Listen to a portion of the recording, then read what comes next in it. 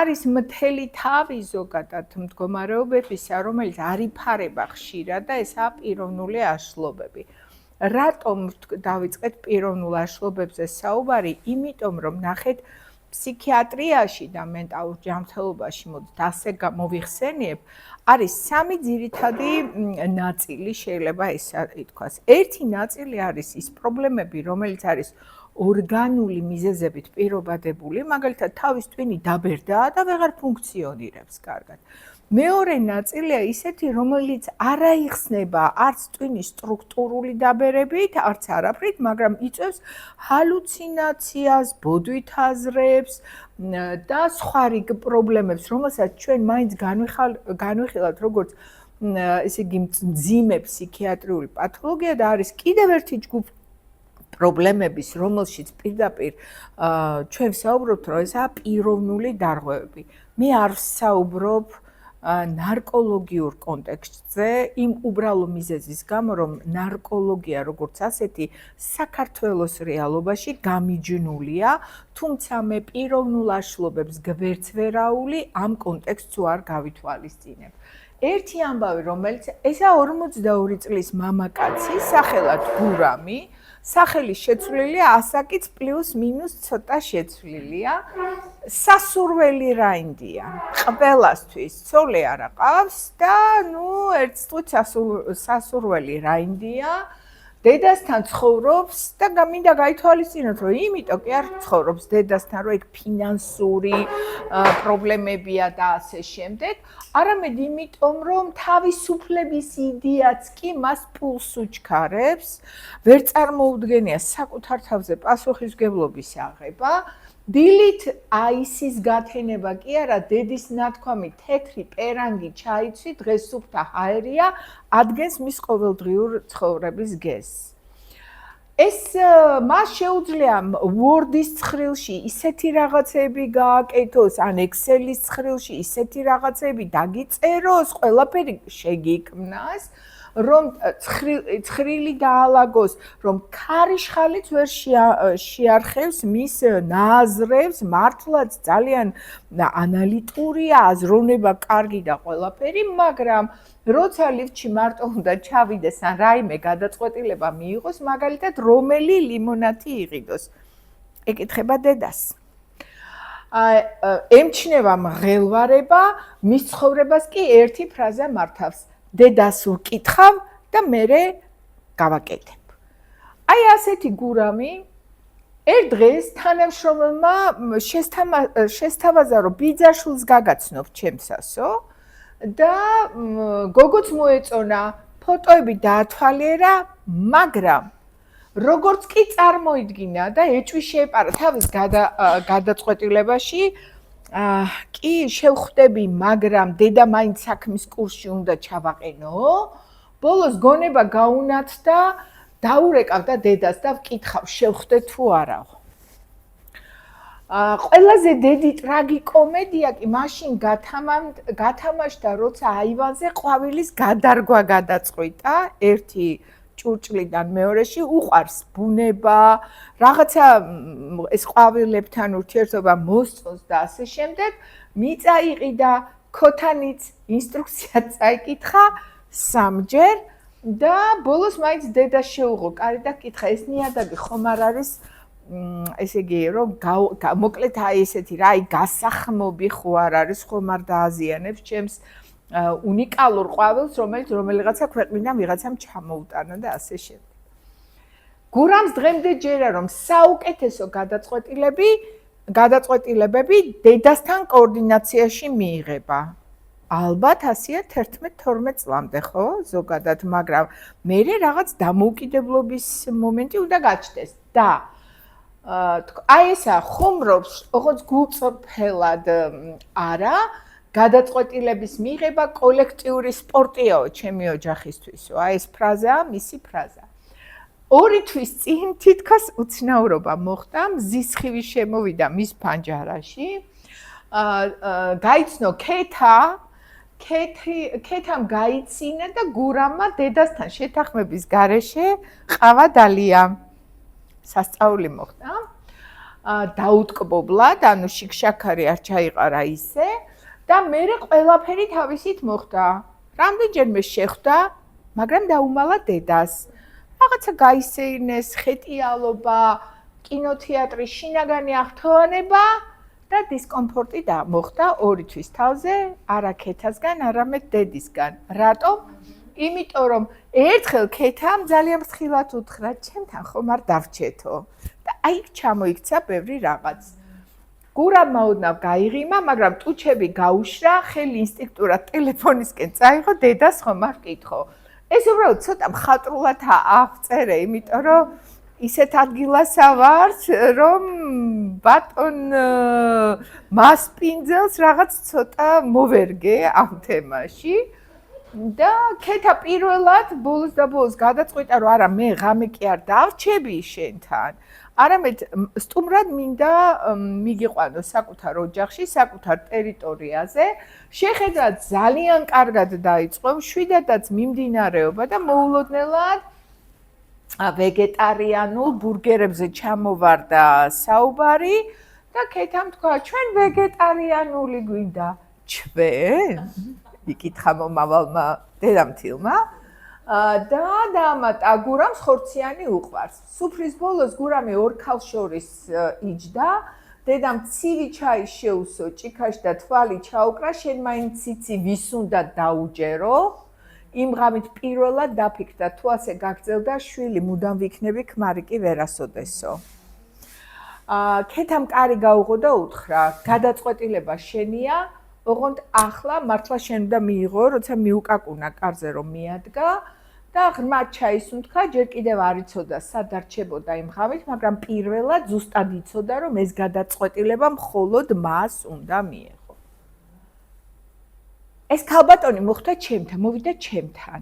დაახლოებით 6 თვის მერე, როდესაც მათ თანაცხოვრება დაიწყეს და მე ამ არა, დედა ქალბატონი ქეთა ახალგაზრდა გოგონა, გურამთან შედარებით ოდნავ უმცროსი, მისთვისაც ვერ გეტყვით, რომ ეს არის უკანასკნელი შანსი, იმდენად კარგი გოგონა, აქტიური ყველანაირად და ასე შემდეგ და უცებ ეს ქალი მოვიდა და იწყებს საუბარს ტერმინოლოგიით.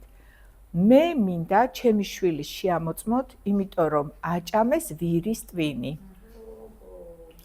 და თუ ადრე ყველაფერს მე მითანხმებდა, ახლა ყველაფერს უთანხმებს თავის ცოლს.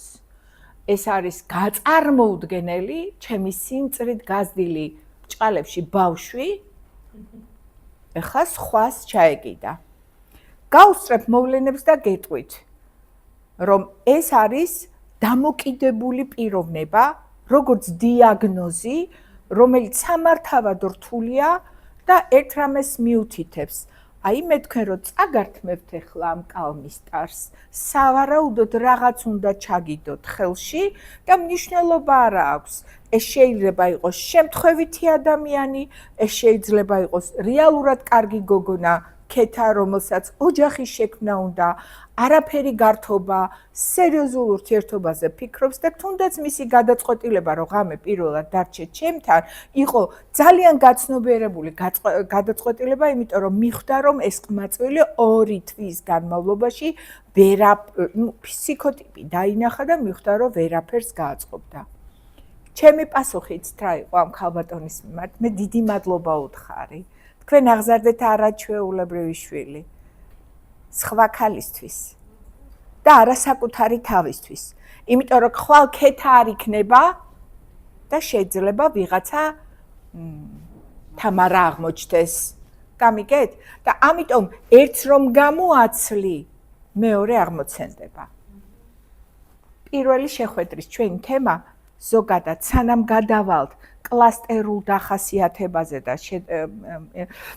ცალ-ცალკე ჯგუფებზე ვთქვათ, საერთოდ რა ჯანდაბა, რას წარმოადგენს ეს პიროვნული აშლობა. ამისთვის მე ბევრი არ მიძებნია, იმიტომ რომ ადამიანი, პიროვნება დღეს ტექნოლოგიურ კონსტრუქციებს როცა ვსწავლობთ, გავს ოპერაციულ სისტემას. როდესაც თქვენმა კომპიუტერმა რაღაც სისტემა ვერ შეცვალა, აუცილებლად გასაღები ჭირდება, ცვლილება ჭირდება და განახლებას აუცილებლად ჭირდება სერიოზული ინტერვენციები გარედან. თქვენ ისე ვერ გადატვირთავთ და ზოგადად ერთი ოპერაციული სისტემა, რომელიც გადატვირთვას აღარ ექვემდებარება, ის ამოიწურება. უხეშად რომ ვთქვათ, ძალიან მოდაშია ეს დაპირისპირება, ორი დიდი მოაზროვნის გორდონ ოლპორტისა და თეოდორ მილონის შეფასებებია ამ მიმართულებებთან დაკავშირებით. ოლპორტი წერდა, რომ პიროვნება არის დინამიური ორგანიზაცია ინდივიდის ფსიქოფიზიკურ სისტემებში, რომელიც განსაზღვრავს მის უნიკალურ ადაპტაციას გარემოსთან. დღეს მედიცინაში მე პიროვნებას მაპატიოს მოძღვარმა ბატონო, მაგრამ განვიხილავ როგორც ბიოფსიქოსოციალურ არსებას. თუმცა სოციალურ არსებას მე განვიხილავ უფრო ვიქტორ ფრანკლის ჭრილში, რომელიც ამბობს, რომ ბიოლოგია, ფიზიკა, ფსიქოლოგია, მაგრამ მესამე ნაწილს მან უწოდა ნოეთიური განზომილება, რომელშიც არსებობს ჩვენი მრწამსი, რომელშიც არსებობს ჩვენი მორალი, რომელიც გვაფასებინებს ჩვენს ნაბიჯებს და ასე შემდეგ. უბრალოდ მედიკოსები, რომლებმაც 1978-79 წლიდან მივიღეთ კონცეფცია როგორც ბიოფსიქოსოციალური, ჩვენ ვამბობთ, რომ ბიოლოგია პლუს ფსიქოლოგია და შესაბამისად სოციუმი. აი ასე ვთქვათ, ადამიანს აქვს დიაბეტი, ამ დიაბეტის გამო მას აქვს დეპრესია და ამ დეპრესიისა და დიაბეტის გამო უჭირს ფუნქციონირება. ჩვენ ექიმები არ ვიჭრებით ამ ნოეთიურ განზომილებაში, უბრალოდ მე ვარგვარებ მის ურთიერთობას გარე სამყაროსთან. ასეთი მიდგომაა ფსიქიატრიაშიც. ეს არ ეხება მხოლოდ და მხოლოდ მაგალითად ფიზიკურ დაავადებას. როდესაც თეოდორ მილონმა 96 წელს გადახედა, მან თქვა, რომ პიროვნება არის სტაბილური და ხანგრძლივი მახასიათებლების ერთობლიობა, რომელიც განსაზღვრავს ადამიანის თავისებურებებს აზროვნებაში, ემოციებსა და ქცევაში.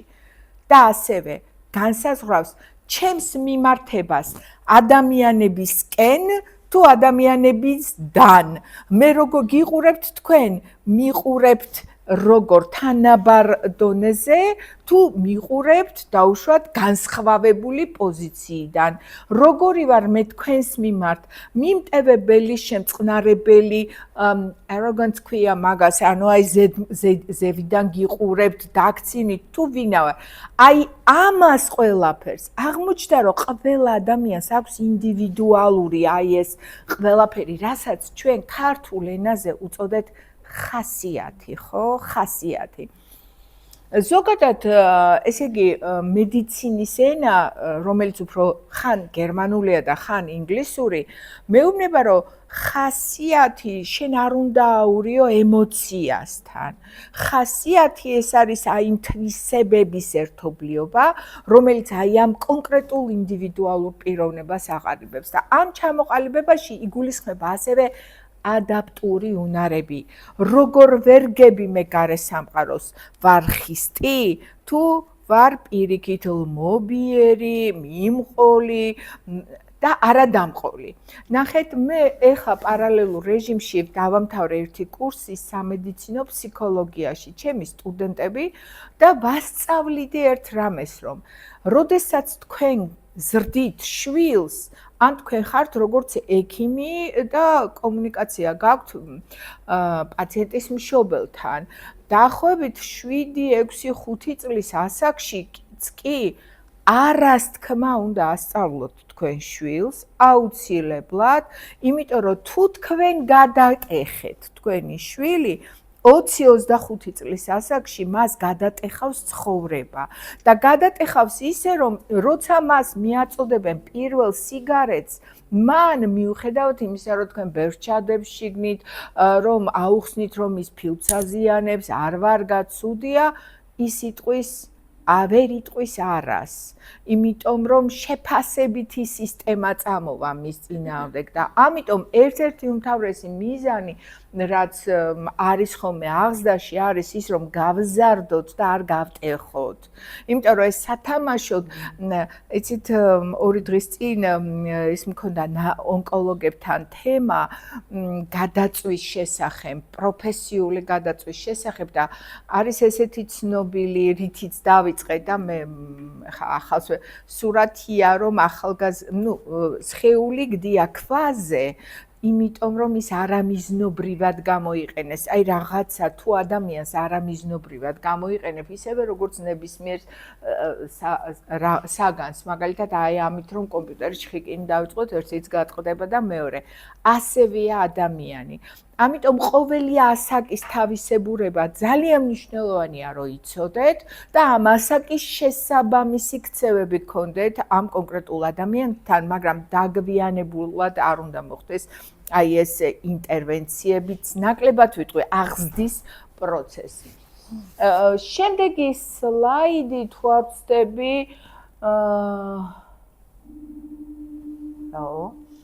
ხო ჩვენ ყველას პიროვნული აშლობა რა არის ახლა? როგორც უკვე გითხარით, ჩვენ თქვით რომ პიროვნება არის ეს. მაგრამ პიროვნების ერთ-ერთ მახასიათებლად, ძირითად მახასიათებლად, ოლპორტმა მაინც დაასახელა თუ გახსოვთ ადაპტაციის უნარი. თუ ადამიანი ადაპტაციაში გაიჭედა და წინ ვერ წავიდა, აი ესაა სწორედ პიროვნული აშლობა. აქ არის ორი ინგლისურენოვანი გამონათქვამი ოტო კერნბერგის 92 წელს ძალიან საინტერესო იყო მან თქვა რომ პიროვნული აშლობები არის აი ურყევი, არაფლექსიბլ არის უძრავი, აი ფაქტიურად არამოქნილი და მალადაპტური პატერნები პრობლემის გადაჭრისა. ასე მაგალითად, ესე იგი, თუ გახსოვთ, არ ვიცი ხა რამდენად ღრმად ხართ ჩახედული ფსიქიატრიაში, ფსიქოლოგიაში, უბრალოდ არის ესე იგი თავდაცვის მექანიზმები, უარყოფა. აი მაგალითად რაღაც ცუდი მოხდა და მე ეს უარყავი, დამავიწყდა საერთოდ, denial ქვია, დამავიწყდა საერთოდ უარყავი, აი დავიწყების ფენომენს ასევე გავს რეპრესიაც. მაგალითად არ მახსოვს ლექციის საათი, იმიტომ რომ მე ამ ლექციაზე მეშინია შესვლა, ან გამოცდაზე მეშინია შესვლა. მე თუ ეს სტრატეგია მუდმივად ავიღე, შესაბამისად მე ვხდები ნაივი და დავუშვათ რაღაცა რო არ მომეწონება და გავთიშავ ჩემ ფსიქიკას და წამივა გული და ვარ histrionic personality disorder, ანუ თეატრალიზებული პიროვნული აშლობა, ანუ ქართულ ენაზე რო ვთქვათ, ისტერიელი, ჩვეულებრივი ისტერიელი.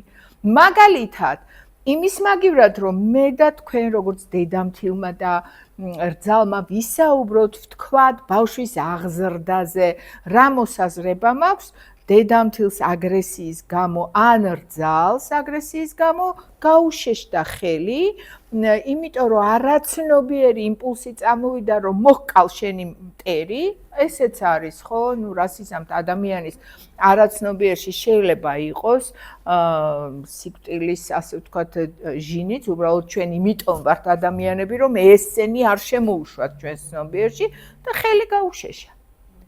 ამიტომ არის ძალიან მნიშვნელოვანი ვიცოდეთ აი ადამიანი იჭედება ამ სტრატეგიებში თუ აგრძელებს ცხოვრებას.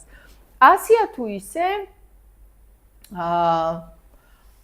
ძალიან სერიოზულია, აი აქ ფსიქოლოგსაც ვხედავ, ქავატონ ნატას, მაგალითად, ერთ-ერთ ფსიქოლოგს, რომელმაც იცის ძალიან კარგად, რომ საზღვარი ნორმასა და abnormal ცნებებს შორის არსებობს. ეხლა რაშია საქმე?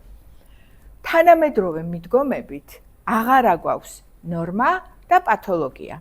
გვაქვს კონტინუუმი, წრფე, სადაც აქ ნორმა, აქ პათოლოგია, მაგრამ შუაში რაღაცა ხდება.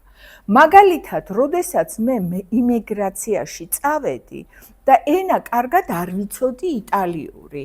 იქ რომ მუშაობა დავიწყე, ეს იტალიური საყველპურო რო ვიცოდი, ვიღაცამ ვიღაცას რაღაც რო უთხრა, პარანოიასავიდან მივითარდა, საკუთარ თავზე მივიწეპე და ვთქვი რომ ამ ადამიანებს ჩემი დევნა უნდათ, ჩემთვის ცუდი რაღაცის გაკეთება უნდათ და რაღაცა.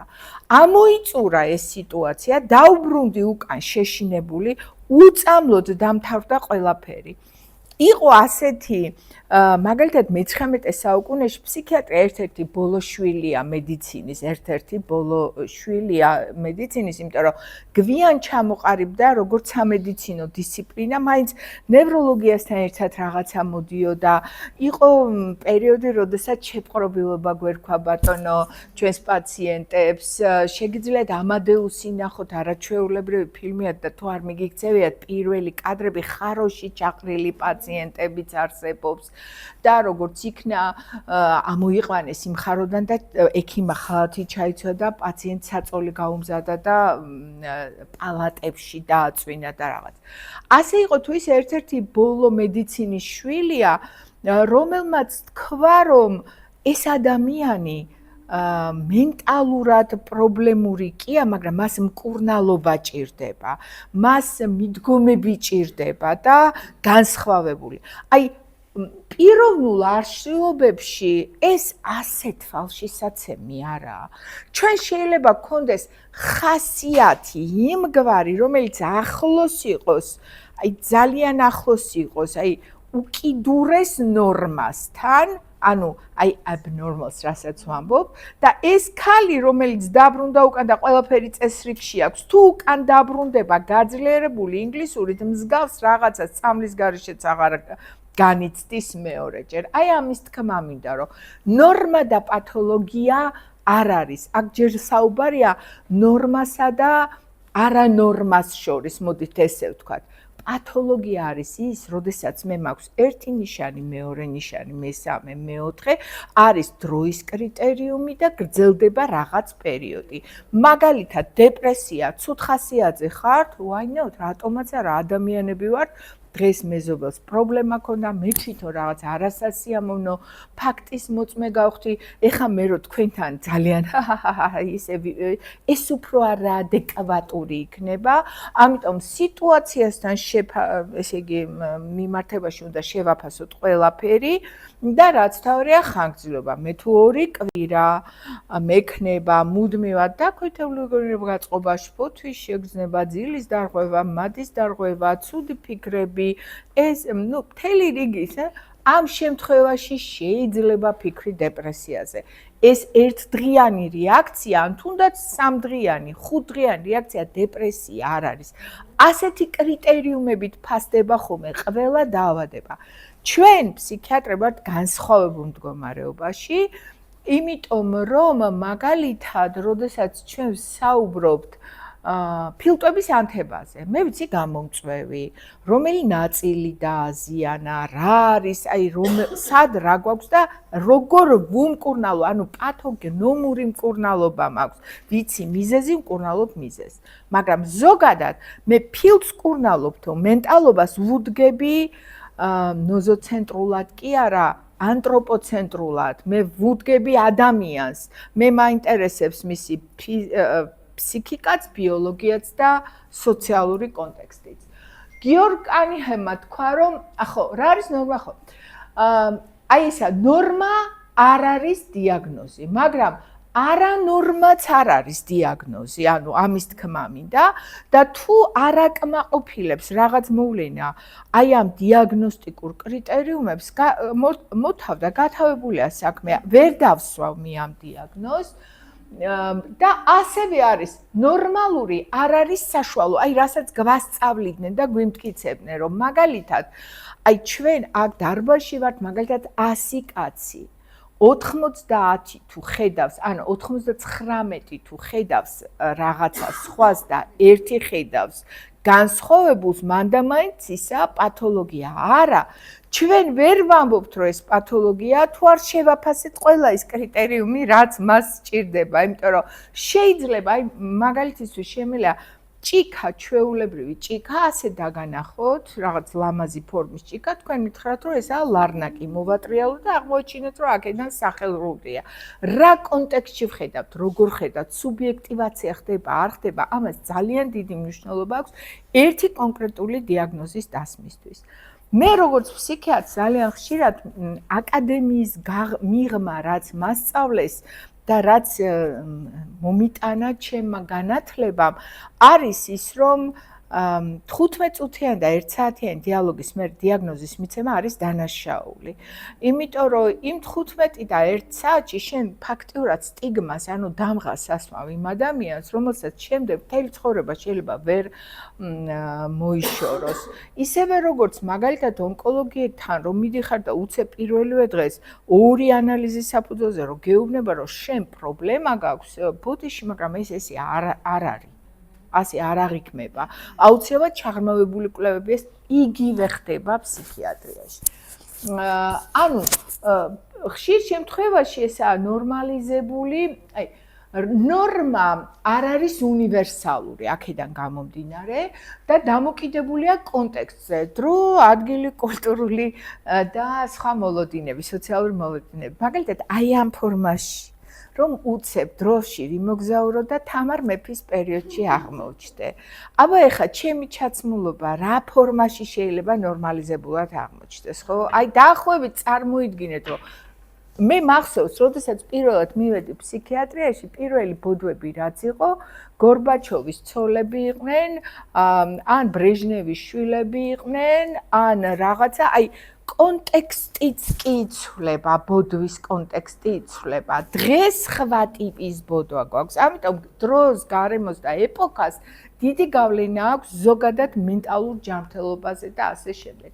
მიშელ ფუკო იყო ძალიან მაგარი ადამიანი, რომელმაც თქვა, რომ ნორმალიზების მექანიზმები არ უნდა იყოს სოციუმის შეკვეთაო. მაგალითისთვის გეტყვით, ფსიქიკური ჯანმრთელობის მქონე პირს თუ საზოგადოება შემიკვეთს, რომ ის მუდმივად მყავდეს კლინიკაში, მე აუცილებლად საზოგადოებამ ისიც უნდა მითხრას, რატო უნდა მყავდეს კლინიკაში.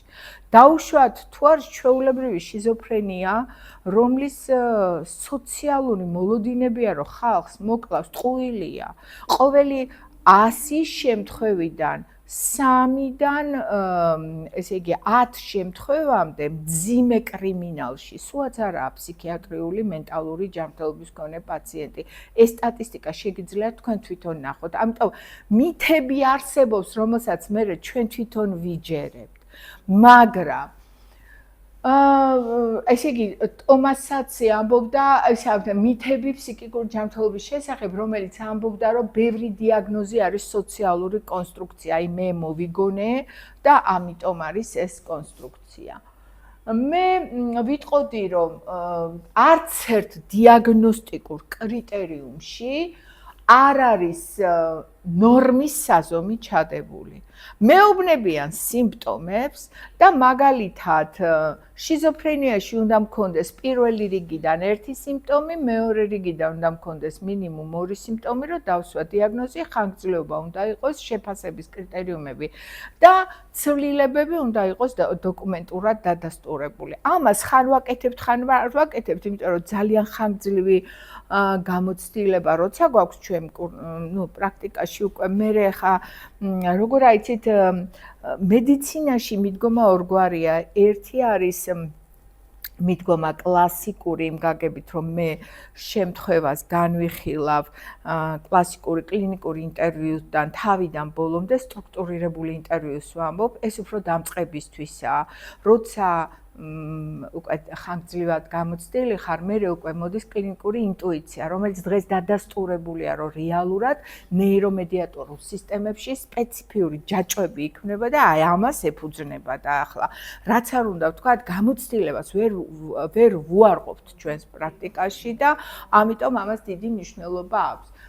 არც ერთში არ არის აღწერილი ნორმა, ისინი აღწერენ სიმპტომების კომპლექსს, რომელიც დისკომფორტს იწვევს, მაგალითად, ჩემი ჩასმულობამ შეიძლება თქვენზე დისკომფორტი გამოიწვევს, მაგრამ ეს არ ნიშნავს, რომ მე ავადა ვარ.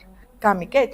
ანალოგიურია ზღუდავს ფუნქციონირებას. მაგალითად, მე თუ ვერ გადმოგეცით შინაარსი, თქვენ უკმაყოფილოდ დარჩებით და შესაბამისად იტყვით, რომ ეს ქალი, რომელიც წარმოადგენთ ექსპერტი, მიუხედავად ჩვენი მოლოდინებისა, არ აკმაყოფილებს ჩემს მოლოდინებს და მისი ფუნქციონირება კითხვის ნიშნის ქვეშ შემიძლია დავსვა და ასე შემდეგ. და არ უკავშირდება მხოლოდ სოციალურ კულტურულ დევიაციას, ხო? დევიაცია ნიშნავს ნორმიდან გადახრას, ხო? საზღვრები ამდენად არის ძალიან ბუნდოვანი და ნორმალური რეაქცია შეიძლება იყოს ბევრი სიმპტომი არანორმალურ მდგომარეობაზე. მაგალითად, მიწის ძვრა, ვის გიყვართ მიწის ძვრა? ვერავის ვერ ხედავთ. მაგრამ ვის გეშინიათ მიწის ძვრის? ახლა აქ რო ზიხართ, შეიძლება ამ წუთში მიწის ძვრაზე არ ფიქრობთ, მაგრამ როგორც კი შეგაქანებს, ხო, იმ წუთში უყურებ, სად დავდგე, უსაფრთხო ადგილი, აბა სადაა, აი აქ გადის, ხო, აი რაღაც. ეს ყველაფერი არის შფოთვა, რომელიც ნორმაა იმ სიტუაციაში, მაგრამ თქვენ თუ ქუჩაში დადიხართ, არანაირი არც ტალღებია, არც ავტოშეიქი, არც არაფერი და სულ გაქანავებთ.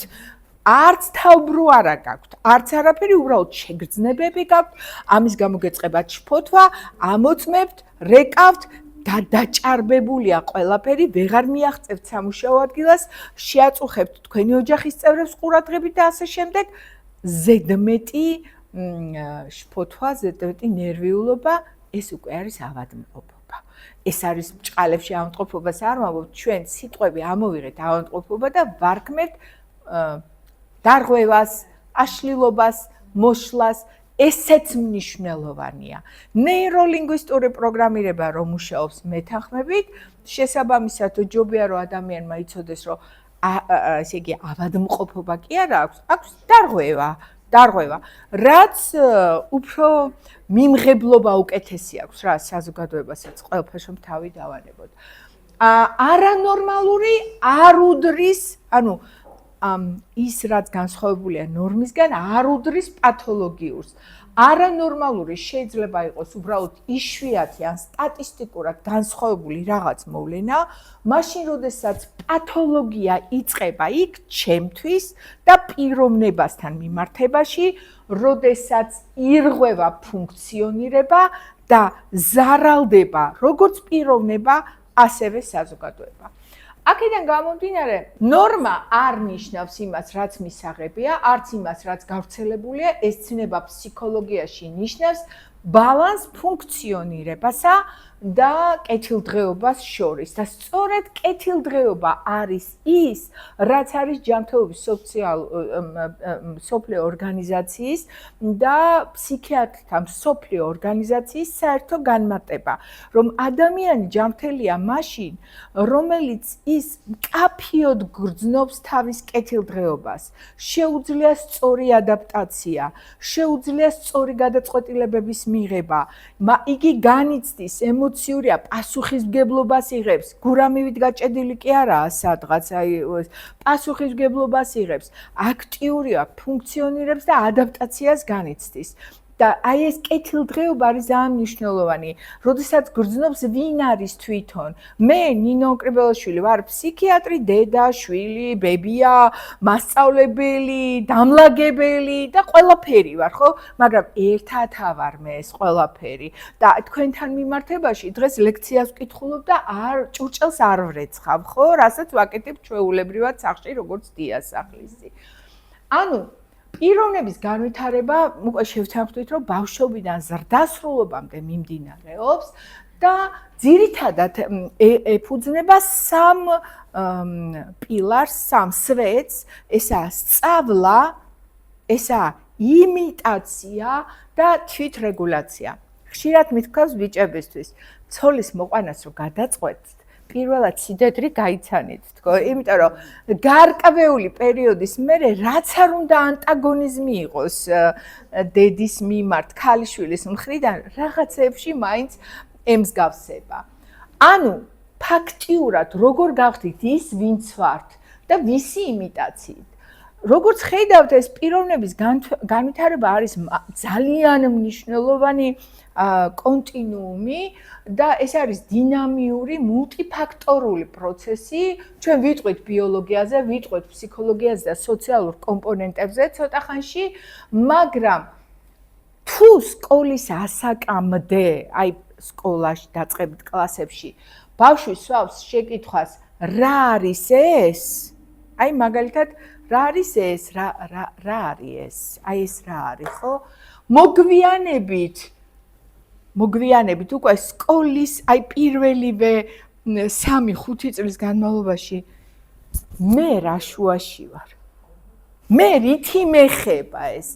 ანუ აი ეს მიმართებები თანდათან ყალიბდება სწორედ განვითარების პროცესში და რა არის ეს მაგალითად 5 წლამდე, 6 წლამდე სკოლის ასაკამდე თუ ბავშვს აწუხებს ეს საკითხი, მე რა შუაში ვარ?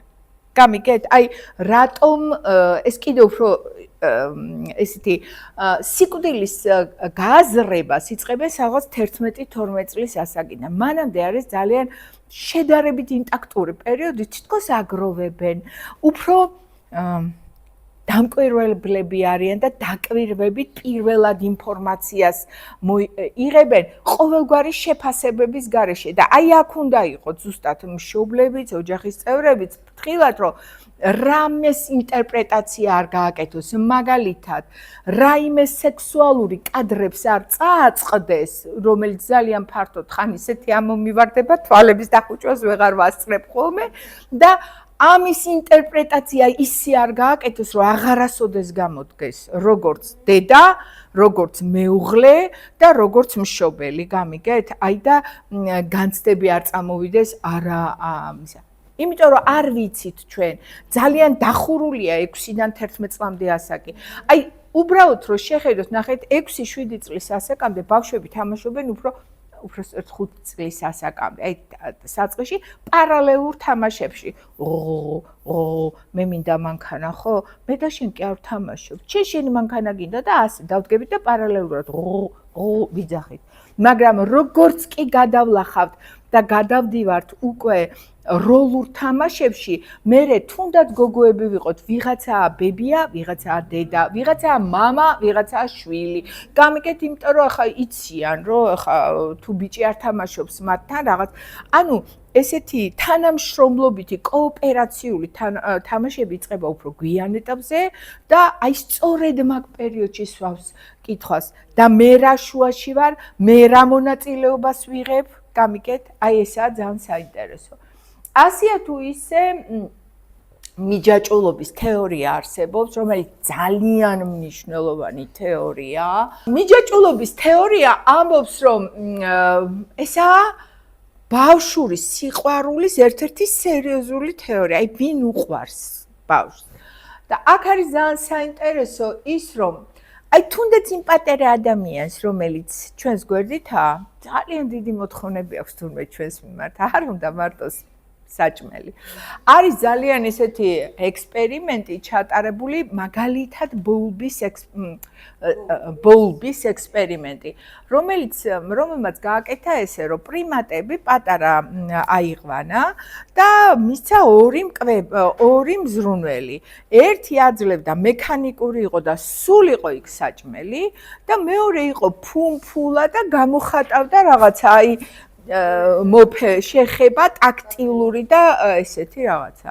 მინდა გითხრათ, რომ კარგი ნაჭამიც და კარგი შეხებაც რომ დამთავრდა, იწევენ იმ მზრუნველისკენ, რომელიც ტაქტილურად ეხება მას. ანუ რაღაცა აქვთ თურმე იმ პრიმატებსაც კი მოთხოვნა, რაც დაახლოებით შეიძლება, რა თქმა უნდა, შორსავარი მოსაზრებიდან, რომ ერთ-ერთში გადმოიტანო მასლოუს პირამიდას, მაგალითად ეს ცოტა აჯანჯღარებს, იმიტომ რომ მასლოუ გეუბნება, რომ ქვედაფენებში კვება და ისა მთავარი და მერე მოდის უსაფრთხოების და დაცულობის განცდაო, მაგრამ ეს ყველაფერი ერთმანეთში ესე შორიდან რომ შევხედოთ, აქ არის რა, რომ არც ისეთი პატარა მოთხოვნილებები გქონდა, როცა პატარები ვიყავით. ვითხოვდით რა? ემოციურ უსაფრთხოებას, ვითხოვდით რეგულარულ მზრუნველობას, ტოლერანტული ზრდასრულები, რომ ჩამოვყალიბებულიყავით. ასევე ხო, ეს ტოლერანტული დასრულები უნდა ყოფილიყვნენ ჩემს ირგვლივ, რომელიც ვაიმე, გატეხე, აი ესეთი სახით საშინელებას არ მაგრძნობინებენ, რომ რაღაც შეცდომა. იცით რა არის, თუ თქვენ ამ პატარა არსებებს ზემოდან დაჰყურებთ ამ ასაკში, მერე მომავალში მთელი სამყარო დაუწყებს მათ ზემოდან ყურებას და ამაში არის მთელი რიგი პრობლემა. უსაფრთხო მიჯაჭვულობა არ ნიშნავს სრულყოფილებას. უბრალოდ ბავშვის ტვინი სწავლობს, როცა მიჭირს, ვიღაც მოდის. ანუ აი დაცულობისა და უსაფრთხოების განცდას რეალურად მაძლევს ეს და როცა ვტირი ვიღაც წვეთს ყავის დალევას ჩემი ყოფნის გამო და ასეთი ადამიანი მოგვიანებით ნდობით უყურებს გარე სამყაროს. უფრო მიმდობიცა ოღონდ არა ბრიყვულად მიმდობი, გამიგეთ? უბრალოდ არ მოელის, რომ თქვენ რომე გამიღიმეთ, ამაში აუცილებლად ცუდი რაღაცა დევს, რომ გატყუებას აპირებთ, რომ თავში რაღაც ჩამარწყათ და ასე შემდეგ.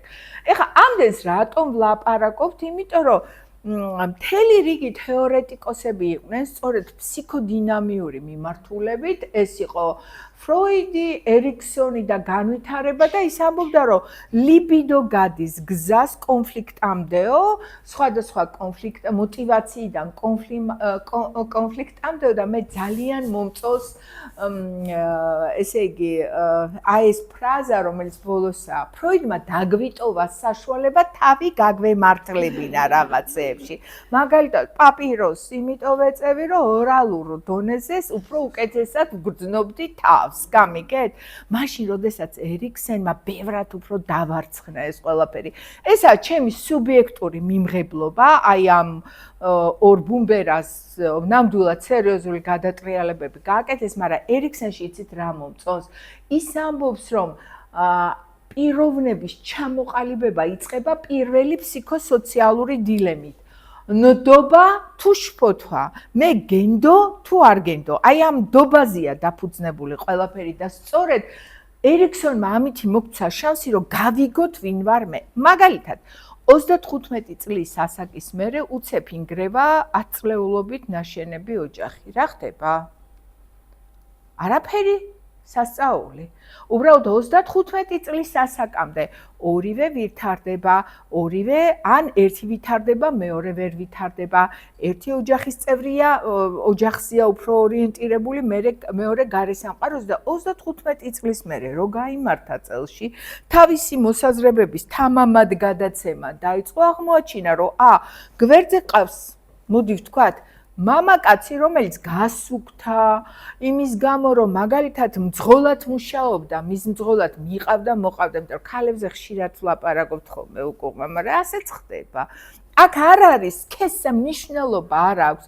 ვიღაცამ რაღაც ფუნქცია აიღო, ვიღაცამ სხვა ფუნქცია აიღო და მე საბოლოო ჯამში რო წავედი რეტრიტზე, იქ ვიღაცამ რო გამიღიმა, შემთხვევით მე-7-ჯერ უღალატე ქმარს და მოვედი მე ნინოსთან და ვიტირე.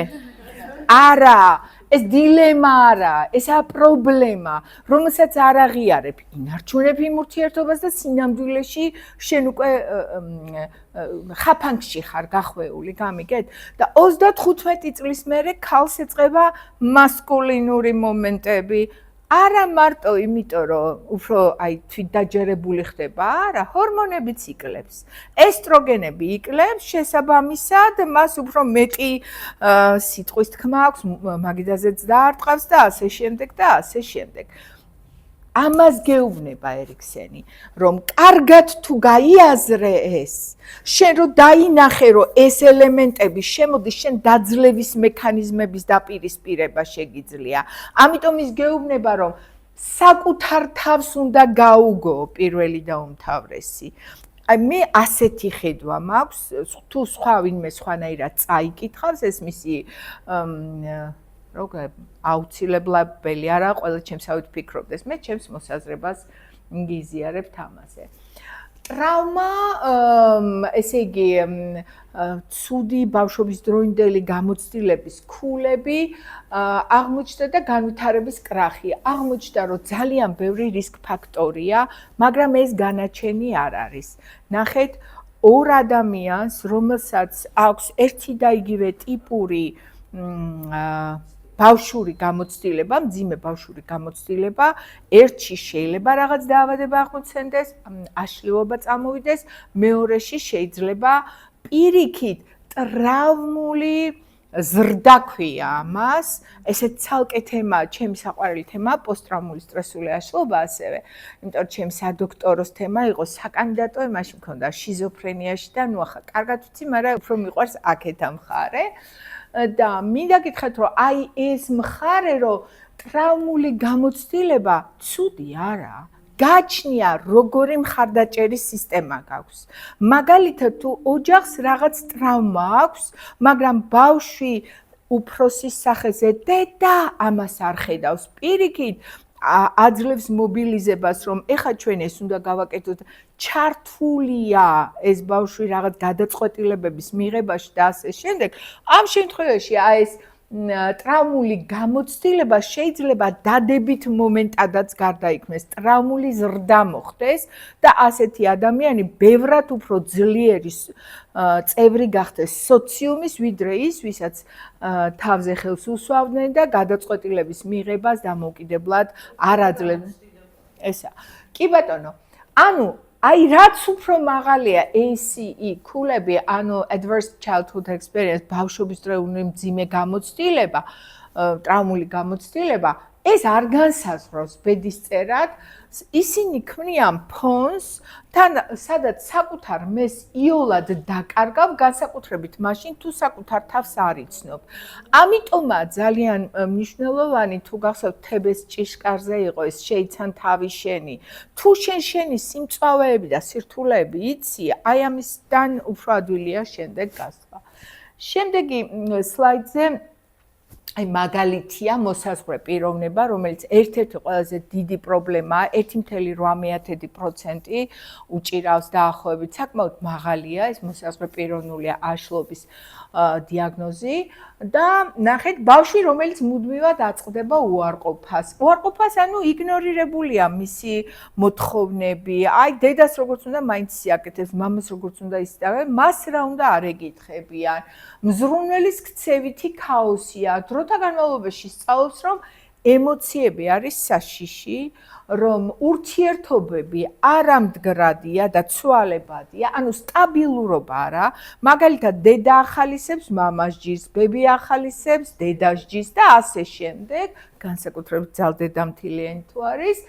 ალბათ ასეთ ფონზე შეიძლება ჩამოყალიბდეს პიროვნული სტრუქტურა, რომელიც დასრულებაში გამოიხატება ერთ-ერთი ყველაზე ისეთი შიშით, რომ მიმატოვებენ, მარტო დამტოვებენ. რაც არის აი კლასიკური ამ პრობლემის, ხო?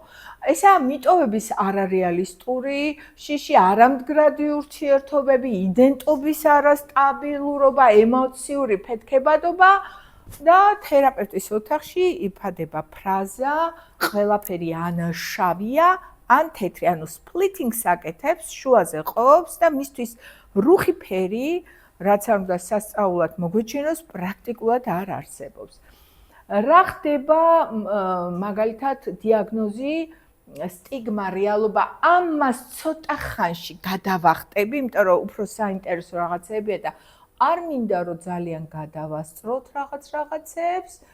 მითები და რეალობა პიროვნული აშლობების საზოგადოების აღქმაში როგორია. ყველა ნარცისი ეგოისტია, ვამბობთ. არ არის ასე. ნარცისულ პიროვნებას ჩვენ განვიხილავთ და ვნახავთ, რომ ეს არის სპექტრი, რომელშიც რაღაცა სხვაგვარადაა და ეგოიზმი, ნარცისიზმი, ეს ტოლობის ნიშანი ხანდახან სულაც არაა. ნარცისული სპექტრში, ან და მეორე, მოსაზღვრე პიროვნება ნიშნავს ყისიერ აგრესიას. რეალურად კი, შეიძლება გამოიხატოს აგრესია, მაგრამ ეს უკანიც რა უდგას? მიტოვების შიში აქვს. პირიქით უფრო ტკივნეულია მისთვის ის რაც ხდება და აი ესეთი ცუდი acting out-ი აქვს, ხო? ამიტომაა მნიშვნელოვანი რომ გააცნობიერებინოთ, რომ რატო ემართებათ ესა. და არა ის რომ იცი რა შენ ცუდი ბიჭი ხარ, წადი ხე კუთხეში დადეგი. არა, კუთხეში ვეღარ დააყენებ ეს უკვე იმ პერიოდში ისმის ეს დიაგნოზი, მაგრამ ყოველ შემთხვევაში ასე მიჯირყვნის საშუალება უკვე აღარ აქვს. ბევრ პათოლოგიას ახასიათებს სიმპტომური პერიოდი, მაგრამ ადამიანებს ხშირად არ აქვს სრული დიაგნოზი. იმიტომ რომ შეიძლება რაღაც სიტუაციაში მოქცეს ემოციური აფეთქება, რომელიც სავსებით შესაძლებელია იმ კონკრეტულ სიტუაციაში მე რომ კონტექსტი არ ვიცი, ჩაითვალოს პათოლოგიად და ამიტომაა მნიშვნელოვანი 15 წუთში, 9 საათში დიაგნოზის დასმა არ შეიძლება. თუ პაციენტს მოიყვანთ, უნდა მოიყვანოთ 1 საათი ერთხელ, შემდეგ რაღაც პერიოდში, შეიძლება დანიშნოთ წამალი, წამლის შემდეგ შეამოწმოთ. შეიძლება ძალიან ბრაზდებიან ჩემი პაციენტები, როცა ვეუბნები, რომ იცი რა, მე არ ვიცი რა გაქვს. ჯობია მართალი ვიყო მასთან, ვიდრე მუდმივად მქონდეს განცდა იმისა, რომ რაღაცა არასწორად შევაფრთხილე. არ ვიცი ვეუბნები, ამ სიმპტომებში მიმაჩნია, რომ ესა ამას ნიშნავს, ესა ამას ნიშნავს და შევაფასო დინამიკის მიხედვით. რამდენ ხანში ეს დინამიკა? 2 კვირაში, 3 კვირაში. ყველა მიცის, რომ განმეორებით ვიზიტზე 15 წუთია თუ 20 წუთია, მე ფულს არასოდეს არ ვიღებ. იმიტომ კი არა, რომ ფული ბევრი მაქვს და არა, იმიტომ რომ მიმაჩნია, რომ რაღაცაში უნდა დავრწმუნდე, რომ მივეხმარე. უფრო მეცაც გეტყვით, 1 თვის განმავლობაში ვთხოვ, რომ ყოველკვირეული უკავშირი იქონიოს ჩემთან. ეს ჩემთვის დატვირთვაა. ეს დიდი სიამოვნებაა თქვა, ვერ მოგატყუებთ. ნამდვილად ვერ მოგატყუებთ. ეხლა საპასუხო მაქვს ამ საღამოს 15-დან 20-მდე პაციენტს უნდა უპასუხო მესიჯით უბრალოდ, იმიტომ რომ არა მაქვს ფიზიკურად საშუალება მათთან საუბრის დღეს საღამოს როგორც ხვდებით. შემდეგი სლაიდზე არის რა? თარგმანი ყოველდღიურ ენაზე.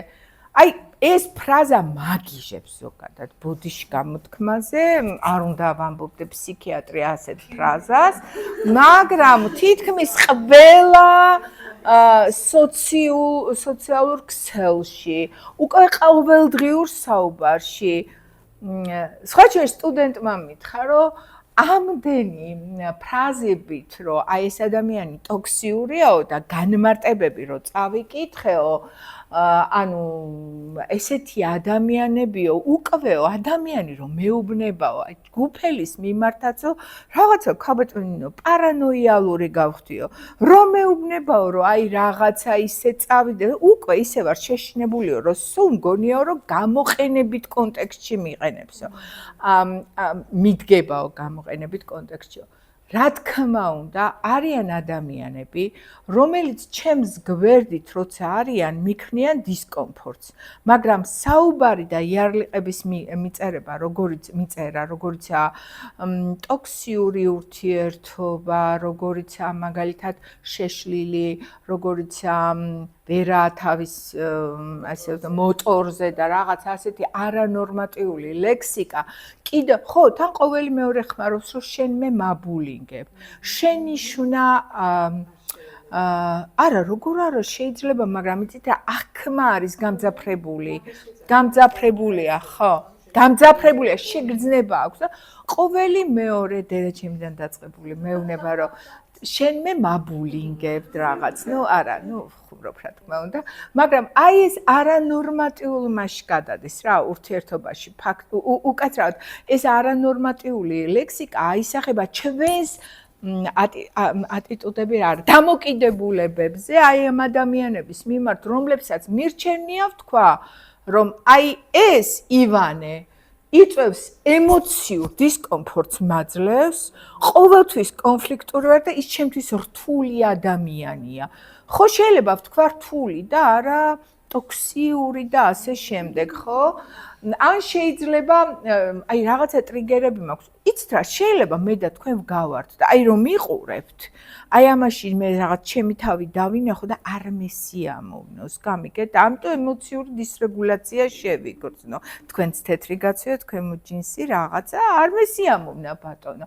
ნახეთ, აი ასეთი პატარა ტრიგერები არა, რა თქმა უნდა, უფრო დიდ ტრიგერებზეა საუბარი, მაგრამ ჩვენ ხანდახან ვერ პოულობთ რა არის აი ეს გამშვები მექანიზმი. ამაზე ერთი საინტერესო ისტორიაც ამაქვს, მაგრამ ეხა არ მინდა გადავიდეთ.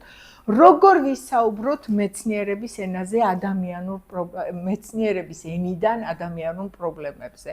აუცილებლად დისტანცია უნდა გავაკეთოთ ემოციური რეაქციიდან და მაქსიმალურად უნდა ინდივიდუალიზმი შევინარჩუნოთ დიაგნოზებში. ესენი ყველანი გიჟები არიან, ესენი ყველანი არასტაბილურები არიან, ესენი ყველანი არიან პიროვნული აშლილობებით, არა.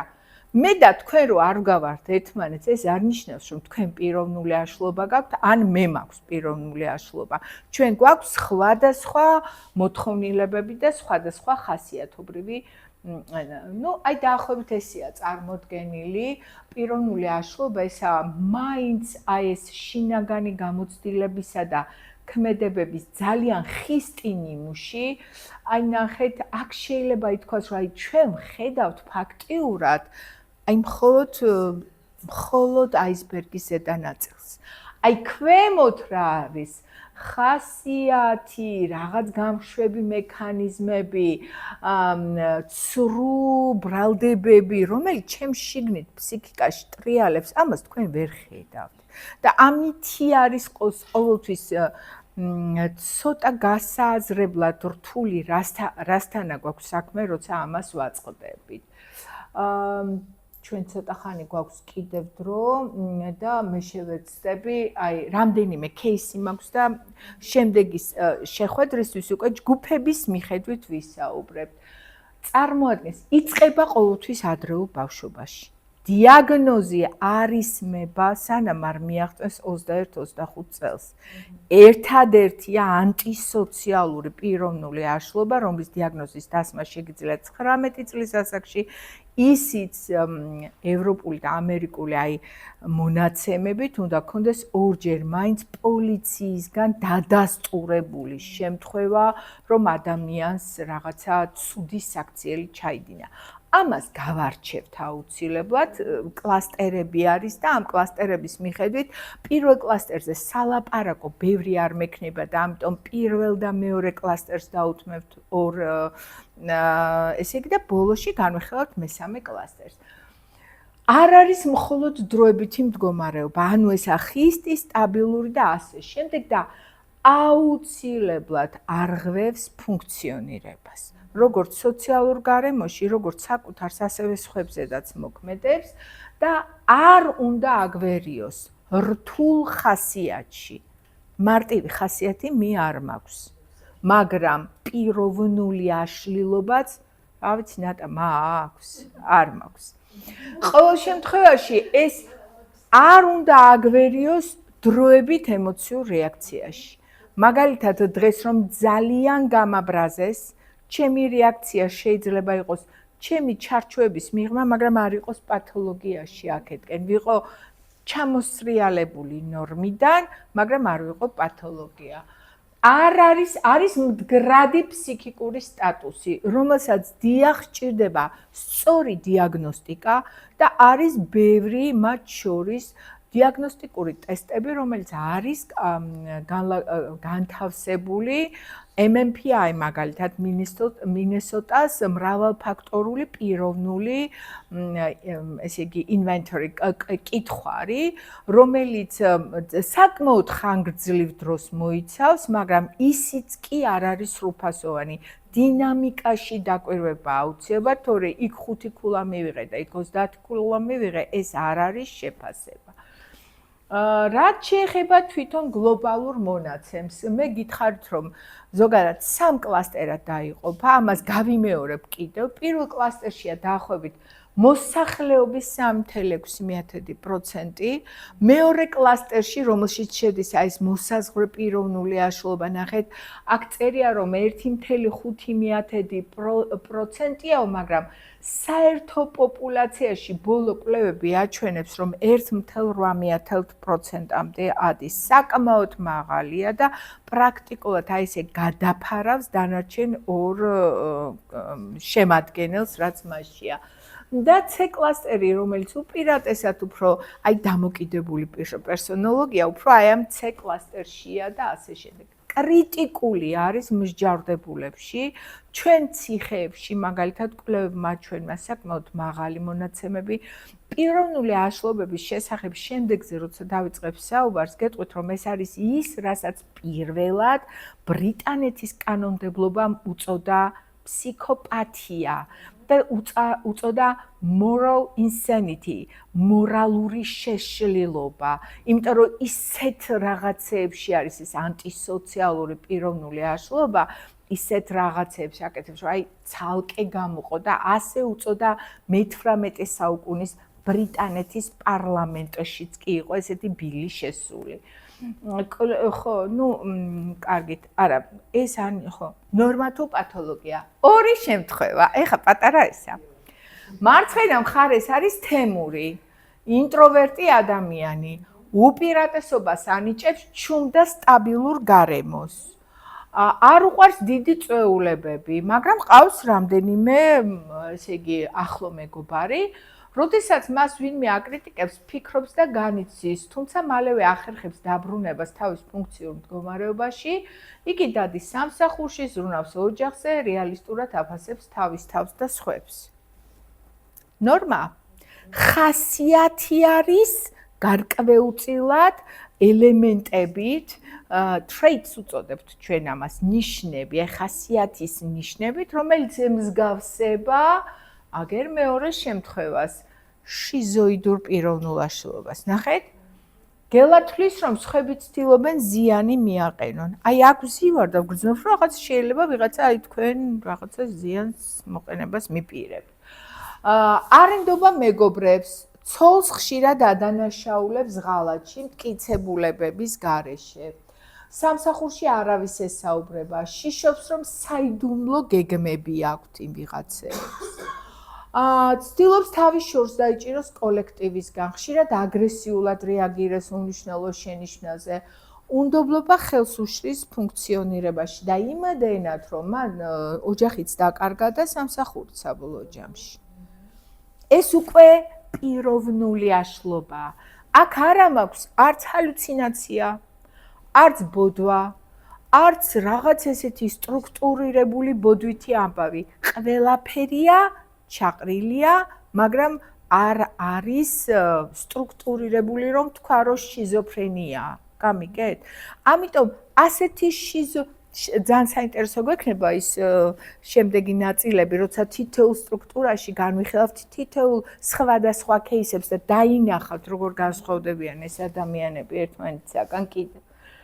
ნორმათოპათოლოგია. ნინო არის ფარმაცევტი. ძალიან უყვარს სიზუსტე და მოწესრიგებულობა. ოჯახი არა მარტო, თანამშრომლები მადლობას ეუბნებიან, რომ ყველაფერი ორგანიზებული გაქვს, დალაგებული გაქვს, თაროებზე, ასე შემდეგ, დეტალებზე ზრუნავს, თუ რაიმე ვერ გამოდის, იმას ამენეჯმენტებს და ყველაფერი. ყოველდღიურად ადგენს სამუშაო გეგმას, ამოწმებს მედიკამენტებს და ასე შემდეგ. ესა აკვიატებული პერსონოლოგიისთვის დამახასიათებელი ნიშნები, მაგრამ ფუნქციონირებაში ხელს არ უშლის, ის 227 ჯერ არ ამოწმებს ამას. ნახეთ, აგერ გია მუშაობს ფინანსისტად, რომელიც სამუშაო გეგმებს ადგენს არა მარტო დღის მიხედვით, არამედ საათობრივად, ყოველ წუთში, ამ წუთიდან ამ წუთამდე რა გააკეთოს. როცა მცირე შეცდომას აღმოაჩენს, მაგალითად დოკუმენტში 100 გაეპარა, ან ტერმინი გაეპარა, ის ამაზე ძალიან ღელავს და ფიქრობს, რომ მხოლოდ თავად არ ძინავს ღამე და ასე შემდეგ. ვერ ახერხებს თავისი ფუნქციების დელეგირება სხვა ადამიანებზე, იმიტომ რომ მიაჩნია, რომ მხოლოდ მას შეუძლია ამის გამკლავება. მისი პერფექციონიზმი, ამას ქვია perfect, საუკეთესო და შემოტანილია უკვე ქართულ ლიტერატურაში რაღაც შემოვიდა მოწესრიგებულობა. სხვა შორის ეს ტერმინი მოდის რელიგიური სკრუპულოზითი ქვია მაგას და ეს არის რელიგიური საფუძველი აქვს ამ ტერმინს. ძალიან საინტერესო, როცა მივალთ პიროვნულ აშლობაზე, მაშინ ვიტყვით. პირველად აღწერილია ლიტერატურაში, სწორედ სასულიერო ლიტერატურაში ეს ტერმინი და აი ამ სრულყოფილებისაკენ სწრაფვა აფერხებს მის მუშაობას. ვერასოდეს ვერ ახერხებს აი ამ დროის ჩარჩოებში მოხვედრას. სულ ამეტებს, იმიტომ რომ აი მაგალითად რაღაცას რო გააკეთებს, სამჯერ უნდა გადაამოწმოს. თუმცა ობსესიურ-კომპულსიური აშლობისაგან კიდევ უფრო ნაკალები აქვს აქ ეფექტი, მაგრამ რეალურად ოჯახში წვრილმანებზე ჩხუბობს, უკმაყოფილოა კოლეგებით, მუდმივად დაძაბულია და ასე შემდეგ. ბიოლოგიური სუბსტრატი აქვს ამას ყველაფერს. ამდენი ვილაპარაკეთ აღზრდაზე, ფსიქიატრიაზე, ფსიქოლოგიაზე და ასე შემდეგ. და პიროვნულ აშლობას გააჩნია ბიოლოგიური საფუძვლები. ჩვენი ტვინის მომწიფება იწყება ქერქის უკანა ნაწილიდან და მთავრდება შუბლის წილზე. ეს პროცესი 5 წლის ასაკიდან, ზოგში 18, ზოგში 21, მაგრამ საერთოდ ითვლება 21-25 წლის ასაკში სრულდება. რა არის ეს შუბლის წილი? შუბლის წილი არის ის, რომელიც რისკს განსაზღვრავს და სულ არ იცოდა ჩემმა დიდმა ბებიამ რას აკეთებდა შუბლის წილი და ამბობდა იმ კაცს შუბლის ძარღვი აქვს გამწყდარიო, ხო? საერთოდ არ იცოდნენ, მაგრამ მოდიოდა რაღაც აი ესეთი სერიოზული ცოდნა, რომელიც გარკვეულწილად შუბლის წილზე აი ასეთი რაღაცა. რა თქმა უნდა, გინება არ შეძლო, ცუდი სიტყვა, მაგრამ კაცზე რო იტყოდა და შუბლის ძარღვი აქვს გამწყდარიო, ამბობდა რომ ეს იყო ამორალური, ქურდი, მატყუარა, თაღლითი და ასე შემდეგ. ფაქტი არის ერთი. მოსაზღვრე პიროვნული აშლობის დროს ხშირია ამიგდალას და ჰიპოკამპის მოცულობის შემცირება, რაც ემოციური რეგულაციის და მეხსიერებისთვის არის პრობლემა. ამიტომ როცა თქვენ სახობელს აქვს მოსაზღვრე პიროვნული აშლობა, ნუ მოითხოვთ, რომ მას ახსოვდეს ყველაფერი. ამიტომ ჭირდება შემახსენებლები, ან თქვენი სახით, ან უნდა ისწავლოს, როგორ მართოს თავისი მდგომარეობა. ასევე ფიქსირდება პრეფრონტალური ქერქის ფუნქციური აქტივობის შემცირება, რაც არის საფუძველი იმპულსურობის. აღმოცენდა, ხო, იცით როგორაა რეაქტიული ტვინი და პროაქტიული ტვინი. დრო, აი, ის ამბობდა ფრანკლი, ესე იგი, სტიმულის აღმოცენებასა და თქვენს პასუხს შორის არის დრო, რომელშიც თქვენ გაქვთ გადაწყვეტილების თავისუფლება. აი, ამაშია საქმე. ეს დრო იმდენად მოკლეა, რომ გადაწყვეტილებას ვერ იღებს, რაღაცა აღმოცენდა, არ მომეწონეთ, გესროლე, არ შევაფასე სიტუაცია, აი ეს პატარა მომენტი. აღმოჩნდა, რომ ეს არაა მარტო იმის გამო, რომ ცუდი გავზარდე, ან კარგად გავზარდე. აღმოჩნდა, რომ ეს არის პროაქტიული და რეაქტიული ქერქის ვარიანტი და თვითრეგულაციის დარღვევებიც ხდება. ბიოლოგიური სუბსტრატი ანტისოციალურ და ნარცისულ აშლობებთან უფრო აი ამ ორბიტოფრონტალური, ასევე შუბლის წილის ნაწილზეა საუბარი, თუმცა უფრო მორალურ გადაწყვეტილებაზე პასუხისმგებელი ზონებია უფრო მეტად თურმე დაზიანებული და ეს დადასტურებულია FMRI-ით, ფუნქციური მაგნიტურ-რეზონანსული ტომოგრაფიით, სამწუხაროდ, აი თანაგრძნობის უნარიც დეფიციტურია ამ შემთხვევაში.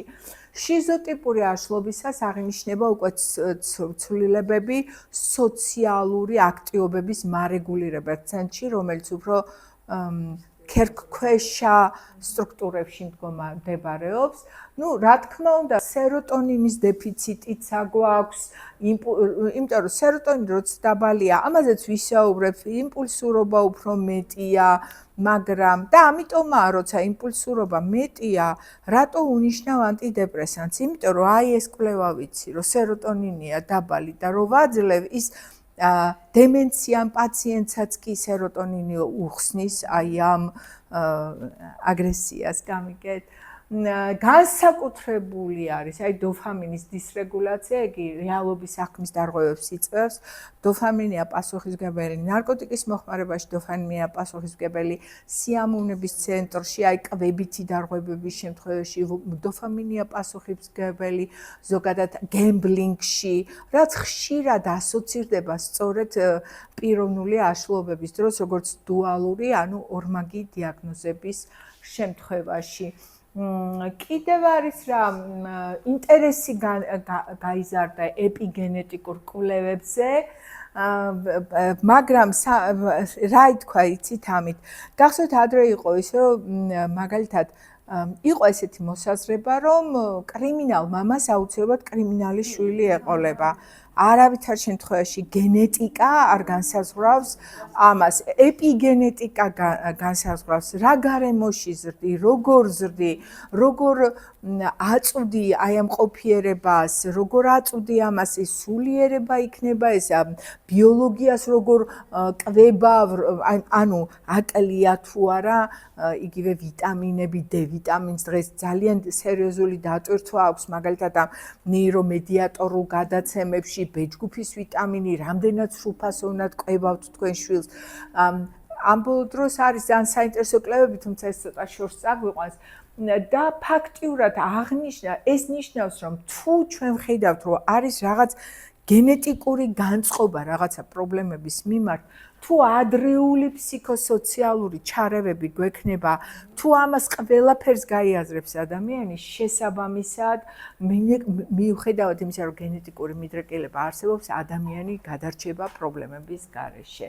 მე მგონი ამითი ვასრულებთ, აი ძალიან ცოტა სოციალურ ფაქტორებზე, ეხლა წეღანაც ვახსენე, ეს არის სოციალური ფსიქოლოგიური გავლენები, ადრეული ურთიერთობები, დამცირება და უარყოფა ბავშვობაში, ანუ აი ეს ტრაუმები, რაც პირდაპირ ქულების სახით ჯდება ხოლმე ხანდახან, სტრუქტურული სოციალური ფაქტორები, მაგალითად დისკრიმინაცია, სიღარიბე. დღეს კვლევები არსებობს, რომელიც მაგალითად ტყუპები მიყავთ და დააშორებენ ერთმანეთს, ცოტა ხნით ზაფხულის პერიოდში, ვიღაცა ჩვეულებრივ ოჯახში ცუდ ოჯახში არ უშვებენ, ვიღაცა ძალიან მაგარ ოჯახში მიდის და რაღაცა და აღმოჩნდა, რომ იმას, ვისაც მეტი რესურსი აქვს, აი თუნდაც იმიტაციური ქცევა მეტი აქვს, რომ რაღაცა უფრო მეც მიაღწიოს და მეტი გააკეთოს. რთულია სათქმელად, მაგრამ ჯერჯერობით ესეთი კვლევები მიმდინარეობს, მე ხელთ არ მაქვს ბოლომდე დასკვნები, ეს ალბათ ლაკანის სკოლის მიმართულებას უნდა შევეკითხოთ და მერე გავაკეთოთ, თუ რაღაცა რაც უფრო ზუსტად გავიცნობთ პიროვნებას და მის ისტორიას, მით ნაკლები იქნება სტიგმა და მეტი შანსი გვექნება, რომ ხარი დაუჭიროთ და მე მგონი ვასრულებ. ბიოლოგიური სუბსტრატი ამითი დავასრულებ. ადვოკატი გიორგი წარმატებული იურისტია, მუშაობს პრესტიჟულ ფორმაში და ხშირად იპყრობს მედიის ყურადღებას. მისი გამოჩენა შეკრებებზე მყისიერად, ყოველთვის გაწონასწორებული, აი ძალიან მოსწონთ, იმიტომ რომ არის გაწონასწორებული, იდეალურად ჩაცმული, מחვილგონიერი, თუმცა თანამშრომლებთან ურთიერთობაში ხშირად იჩენს სარკაზმს. სხვაზე წარმატებულად წარმოაჩენს თავის თავს, შეუწყნარებელია და კონსტრუქციულ კრიტიკაზეც კი მძაფრად რეაგირებს. კოლეგებს უჭირთ მასთან თანამშრომლობა, რადგან ის სხვების მოსაზრებებს იშვიათად ითვალისწინებს და მიზეზი ექიმთან მიმართვის იყო ის, რომ მისი ყოფილი პარტნიორი, რომელსაც ის მუდმივ უმადურობაში ადანაშაულებს, ჩაერთო ფსიქოთერაპიაში, თვითონ გაიარა ფსიქოთერაპია და მოვიდა და უთხრა, რომ შენ პათოლოგიურად ეგოცენტრული ხარო. არ უთხრა ცუდი სიტყვა, ეგოცენტრული, საკუთარ თავზე ორიენტირებული. ისწავლა ახალი ტერმინი ფსიქოლოგიიდან, მოვიდა და მიახალა. თერაპიული სესიისას ეს ჩემი პაციენტი არაა, მაგრამ ჩემი ეს თერაპევტის მაგალითია. გიორგი საუბრობს საკუთარ მიღწევებზე, გამოხატავს აშკარად სარგებლის მოლოდინს. იმედია ამ ვიზიტიდან მაინც მივიღებ იმას, რაც ხვებმა ვერ დამიფასეს. იქ პარტნიორი ლაპარაკია საქმის პარტნიორზე, ხა იქ არ არის ცოლზე ან შეყვარებულზე საუბარი. უარყოფს ემოციური სისუსტის არსებობას, ამბობს, რომ ემოციები არის სუსტებისთვის, არა, ჩემო კარგო, ემოციები აქვს ყველაზე მძლავრ ადამიანს და იწვება ყველაზე მძლავრი ადამიანი. იმიტომ რომ ის 4 პრინციპით მუშაობს, რომ თავი უნდა შეწიროს რაღაცას და რაღაცა გააკეთოს, თორე ბალიშზე წამოწოლილი, ვინცა იმას არ ემართება არაფერი, პირობას გაძლევს. თუმცა ღრმად იკვეთება სიღრმისეული სიშიშვლე და მძიმე რეაქციები უკმარისობისა და შეუმჩნევლობის განცდაზე, ანუ ექიმისგან, თერაპევტისგან მოითხოვეს, რომ აი როგორც ტელევიზიაში მას სტაჟს უკრავენ, ყოველ სიტყვაზე წამოდგე, თავი დაუხარო და ასე შემდეგ. გადაჭარბებული რეაქცია გამოვიდა, როცა თერაპევტმა მიუთითა შესაძლებლობაზე, რომ კრიტიკაზე მისი მძაფრი რეაქცია შეიძლება იყოს მისი პიროვნული დაუცველობის შეგრძნება. ხო, რა თქმა უნდა და მიატოვა და გამოვარდა. მე პატარ დავალება უნდა მოგცეთ შემდეგისთვის. ალბათ გააზიარებთ ხო, ვინც ახართ აქა, თუ შეიძლება. რას ნიშნავს თქვენთვის აი პიროვნება? გახსოვთ თუ არა ვინმე ადამიანი, რომელიც შეიძლება ასახავდეს პიროვნულ აშლილობას ლიტერატურიდან, კინოდან ან რეალურ ცხოვრებაში, ერთგვერდიანი პასუხი მინდა აი ამ სამივე კითხვაზე.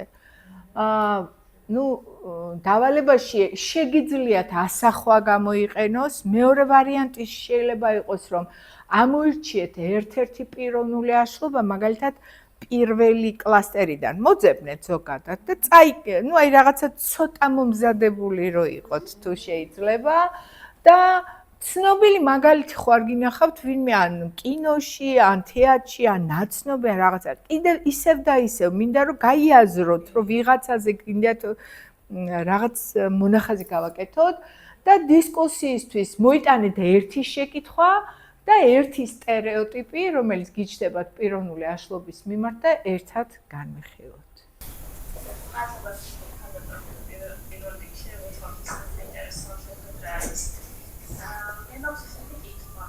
და ასევე სულები და ჩემი ინტერესი არის ესე ვთქვათ, განახსენეთ ორი გენეტიკური განსხვავება არსებობს ხო პიროვნული აშლილობის დროს, რომ ადრეული ფსიქოსოციალური ჩარევები არის საჭირო, ხო და აი კონკრეტულად თუ არსებობს მაგალითად აი როგორ უნდა ვიტყვით მაგალითად ბავშვს, რომელიც ჯერ არ ვიცით ხო, შეიძლება განხილდეს თუ არა პიროვნული აშლილობა რაღაცა საკისრება. აი თუ არსებობს რამდენიმე კრიტერიუმი იმ შემთხვევაში, როდესაც მაგალითად ოჯახის წევრმა იცის, რომ გენეტიკა არის საპირისპირო. ხო, მადლობა შეკითხვისთვის. პიროვნულ აშლილობაზე როცა ვსაუბრობთ, მე არ ვსაუბრობ ზოგადად ფსიქიატრიაზე. ისეთი მძიმე დაავადებაც კი, როგორც შიზოფრენია, როცა გვაქვს იდენტური ტყუპების შემთხვევები, რისკი არის 48%. სრულიად განუსაზღვრელი, აი ერთნაირ პირობებში რო იზრდებიან და ასე შემდეგ. ეს იმას ნიშნავს, რომ უმძიმესი დაავადება, როცა აბსოლუტურად იდენტური გენეტიკური მასალა აქვს, შეიძლება 50%-ში არც გამოვლინდეს. მაგალითად, საერთოდ რომ არ დგინდება არანაირი კორელაცია ფსიქიატრიულ პათოლოგიასთან, ფსიქიკური ჯანმრთელობის პათოლოგიასთან, ისევ და ისევ შიზოფრენიის შემთხვევაში, ხო? მოსახლეობაში, როცა არავის არაფერი არ სჭირს 0.7%, 1% შეიძლება იყოს, მაშინ როდესაც ერთი მშობლის ავადმყოფობა 8-10-11%-მდე ზრდის რისკს. ამიტომ ეს გენეტიკური პრედისპოზიცია მსგავსი პიროვნულ აშლობაში არ არის. უბრალოდ ჩვენ ვამბობთ, რომ პიროვნული აშლობის დროს შეიძლება მემკვიდრეობით გადამოვიდეს ისეთი მახასიათებელი, როგორიცაა მაგალითად ტემპერამენტი. და თუ ეს ადამიანი, ბავშვი, მოზარდი, იზრდება იმ გარემოში, სადაც იმიტაცია შეიძლება მოახდინოს ძალიან ბევრი ცუდი ქცევის, როგორიცაა ცემა, ტყეპა, უპატივცემულობა, მათი პირადი საზღვრების დარღვევა და ასე შემდეგ, სავსებით შესაძლებელია თუ გახსოვთ სწავლა, იმიტაცია და თვითრეგულაცია. სამი რამაა განსაზღვრელი პიროვნული აშლობის ჩამოყალიბებისთვის. ამიტომ მშობელმა აქ არ არსებობს მუდმივი მაჩვენებელი, მაგრამ მუდმივი, როგორ ვთქვა, არ არსებობს იდეალური შეთავაზება. აქ არის რომ აუცილებლად ასაკის შესაბამისი სტრატეგიები სწორად მართოთ, მაგალითად იყოს თქვენი შვილი გადაწყვეტილების მიმღები, მაგალითად უჯრებს რომ გადმოგინგრევთ, კი არ წაარტყათ თავში, არამედ უნდა აუხსნათ ერთად დაათვალიეროთ და უკან ჩაალაგოთ. მე ბავშვებში არ მუშაობ, მაგრამ თუ ამჩნევთ რომ რაღაც პრობლემა გაქვთ შვილთან ურთიერთობაში, აუცილებელია უფრო მეტი ინფორმაცია მიიღოთ, როგორც სოციალური საშუალებებით, ასევე ფსიქოლოგს მიმართოთ. მე ამაზე მეც ვერ გეტყვით.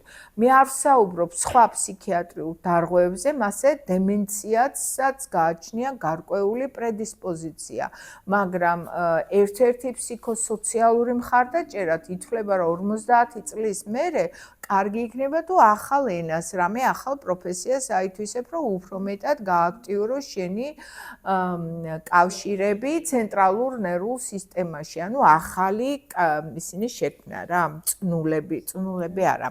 და კავშირები, ნეიროკავშირების შექმნა და ასე შემდეგ.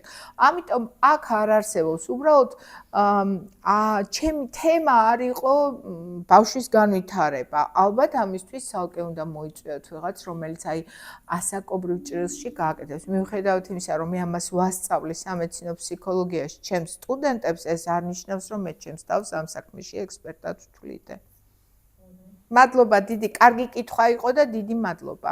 ეს პიროვნული აშლობები, აი ეს ტიპოლოგიასთან ბავშვობის ტრავმებთან, როგორც ახსენეთ ბიოფსიქო და სოციალური ეს ახაც ახლაზე საუბრობთ. რამდენად არის კვეთაში ეს მახასიათებლები, როგორც თქვით, აი უარყოფისეში, ეს ახაც დამცირების და ასე შემდეგ, ანუ ტიპოლოგიას თუ იყენებთ ამ შეფასებაში მე ვიყენებ ჩვეულებრივ კლასიკურ კლინიკურ ინტერვიუს. მე ვარ ფსიქიატრი, მე ფსიქოლოგი არა ვარ. როდესაც ჩაღრმავებული კვლევები მჭირდება, ვიხმარებ ფსიქოლოგს და ყოველთვის ჩემი პაციენტი არის 20+. ზოგადად ფსიქიატრი უბრალოდ დიაგნოზს სვავს და თუ არა თანმხლები რაიმე დაავადება, როგორიცაა მაგალითად დეპრესია, მაგალითად შფოთვითი აშლობა, მაგალითად ემოციური არასტაბილურობა, ბიპოლარული თანმხლები, მე როგორც ასეთი მედიკამენტურ მკურნალობას არ ვნიშნავ და ეს ყველაფერი ასეთ შემთხვევაში, როცა არის მხოლოდ ყოველგვარი ფსიქიატრიული თანმხლები დაავადების გარეშე, ეს შემთხვევები უნდა ნართოს ფსიქოლოგმა, რომელსაც აქვს სპეციალური, ესე იგი, ჩარჩო თავის კვალიფიკაციაში და ის ახერხებს DBT ქვია, ხო, ასეთი მიმართულებაა და არსებობს ასევე კიდევ მიმართულება, რომელსაც სქემათერაპია ქვია, ზოგ პროფესიაში, ზოგ პიროვნულ აშლობაში კარგად მუშაობს, ზოგში არ მუშაობს. ესაა ძალიან ინდივიდუალური, ყოველ პაციენტთან ინდივიდუალური მიდგომა. მადლობა თქვენ შეკითხვისთვის. ეხლა დარბაზში ეხა ვინმე არ დამიჩაგროთ. რა თქმა უნდა. მოგესალმებით. არ აქვს მნიშვნელობა, მაგრამ ირმა კოხრი იცება. მე მაინტერესებს თქვენ ბრძანეთ, რომ დიაგნოზები ისმება 19-დან ზემოთ, კი ბატონო. და როგორც ვიცი, ეგრეთ წოდებული ADHD, ანუ ყურადღების დეფიციტი და ჰიპერაქტიულობა გამიგია ყოველ შემთხვევაში, რომ ისმება 7 წლის ასაკიდან. ბევრად უფრო ადრე. ხო და აი რომელს უნდა დავეყრდნოთ, თუ დავუშვათ ეჭვი გაგვიჩნდა ბავშვთან დაკავშირებით. ძალიან კარგი კითხვა. ზოგადად ბავშვებში და მოზარდებში ყურადღების დეფიციტისა და ჰიპერაქტიობის აშლილობა არის განსხვავებული ცალკე ნოზოლოგიური ჯგუფი, ცალკე დაავადება. ამ დარღვევას ახასიათებს ყურადღების დეფიციტი, ქცევის დარღვევა, როგორც ხვდებით, ბავშვები არიან მოუსვენრები, ძალიან ბევრი ნიშანია. და კიდევ ერთი მინდა გითხრათ, რომ მოზარდობაში ამ ბავშვებს შეიძლება გქონდეს თანხლები მეორე ბავშვთა ასაკის დარღვევა, რომელსაც ქვია ქცევითი აშლილობა, რომლის დიაგნოსტირება მოგვიანებით 20 წლის ასაკში ან 21 წლის ასაკში ან მოხდება როგორც პიროვნულ აშლილობად, ან ამოიწურება ამ ასაკისთვის, იმიტომ რომ ქერქული მართვა წამოვა. მე მახსოვს, რომ წლების წინ და შემიძლია ის სლაიდიც უცებ აი აღვადგინო, უბრალოდ ვერ მოვძებნი ახლა უცებ. ჩვენ გვყავდნენ სტუმრები უცხოეთიდან, რომლებმაც ძალიან საინტერესო ლექციები ჩაატარეს ზუსტად ამ მიმართულებით და ერთ-ერთი ესეთი სლაიდი იყო, სადაც წარმოდგენილი იყო პატარა ჩოჩორი, რომელსაც კაცი ეკაჩება და ეწერა ქვემოთ, ესაა ADHD-იანი ბავშვი, ანუ ჯიუტი, ჭირვეული, რა თქმა უნდა, შეურაცხყოფის გარეშე, ეს უბრალოდ აი ხატოვანი წარმოდგენისთვის. და გვერდზე იყო მეორე სლაიდი, რომელსაც ეწერა ADHD plus conduct disorder, ქცევითი დარღვევა, განსაკუთრებით დევიაციურ ქცევა, ანუ ოპოზიციურ გამომწვევი, ასე ვთქვათ, ქცევა და იცით რა ეწერა? Born to kill. დაბადებულია მკვლელად. მე მახსოვს, როდესაც, ანუ რა თქმა უნდა, ეს დრამატიზაცია აკეთებენ, რომ ყურადღება გაამახვილონ ამაზე მშობლებმა მაქსიმალურად და არ გამოტოვონ შეცდომები და დროზე მიმართონ აი იმ სოციალურ დამხმარე სერვისებში, აი იმ ფსიქოლოგებთან და ასე შემდეგ და დროზე დაიწყონ ამის მართვა. რა რეალობა გვაქვს დღეს? ADHD-ის სამართავი პრეპარატი საქართველოში არ არსებობს, განსაკუთრებით 18 წლამდე. გასაგებია, ეს არის ამფეტამინზე დაფუძნებული რიტალინი ან სხვა პრეპარატი, რომლის სამწუხაროდ მიწოდება საქართველოში არ ხდება. თუმცა, აქვე მინდა ხაზი გაუსვა, რომ არც ის ფსიქოლოგიური რეგულაციური მექანიზმები არ გამოიყენება აქტიურად, რაც რეალურად არის ხელმისაწვდომი და შეიძლება მისი იმპლემენტაცია. სამწუხაროა, მაგრამ ფაქტია, ჩვენ ვდგებით ერთი დიდი დილემის წინაშე, რასაც ქვია ჯიბიდან დანახარჯი. ყველა მშობელს, რომც იცოდეს, რომ პრობლემა აქვს, იმის შესაძლებლობა არ აქვს, რომ აუნაზღაუროს შვილს, მაგალითად იგივე ფსიქოთერაპია, რომელსაც არ ფარავს სადაზღვეო სისტემა, რაც მე თუ მკითხავთ ძალიან ცუდია. დიახ, ქალაქის მუნიციპალიტეტს აქვს რაღაც პროგრამები, რომლითაც ეხმარება იმ ადამიანებს, ვინც მაგალითად კრიზისში არიან, არის კრიზისული ინტერვენციის პროგრამა და რაღაც, მაგრამ ესაა მხოლოდ პატარ-პატარა ნაკუწები და ამას უფრო სჭირდება, უფრო მეტი ძალისხმევა და მხარდაჭერა.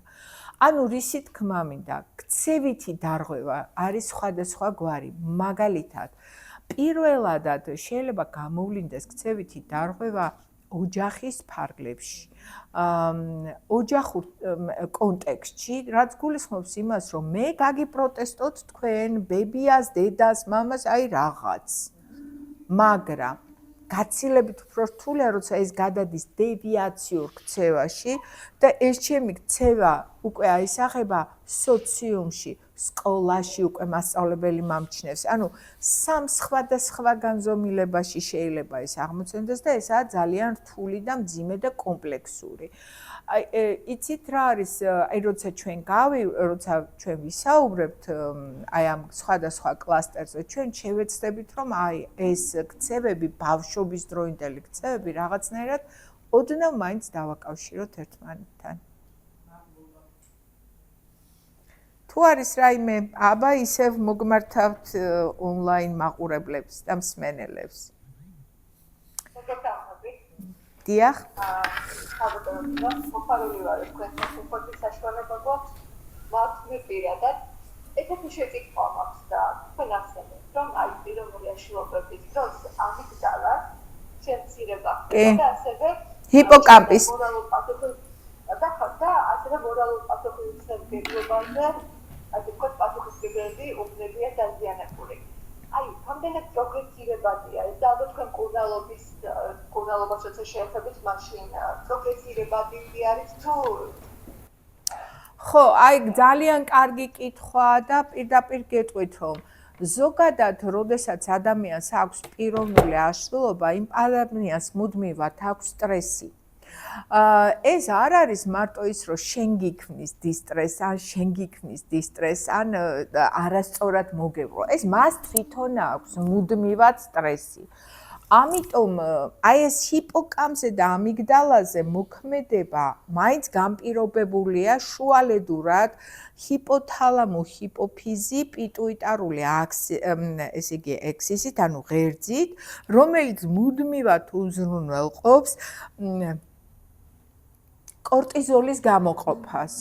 კორტიზოლი არის სტრესის ჰორმონი, რომელიც ჩვენს ნეირომოდულაციურ სისტემას ძალიან ცუდ დღეში აყენებს, ნეირონულ გადაცემებზე მოქმედებს. ახალი BNDF, ანუ ესე იგი ნერვული უჯრედის ზრდის ჰორმონზე მოქმედებს და ყველაფერი ეს იწვევს თავის ტვინში აღრევას. ამიტომ როცა ჩვენ ვსაუბრობთ პიროვნულ აშლობაზე, თუ ჩვენ სქემათერაპიით ან აღშფოთების პერიოდში გარკვეული მედიკამენტებით, კიდევ ერთხელ გეუბნებით, მე წამალს არ ნიშნავ თუ არა მაქვს დეპრესია, თუ არა მაქვს რაღაც სხვადასხვა პრობლემა, თანხლები პრობლემა, იმიტომ რომ ზოგადად ეს უნდა იმართოს ფსიქოთერაპევტის მიერ.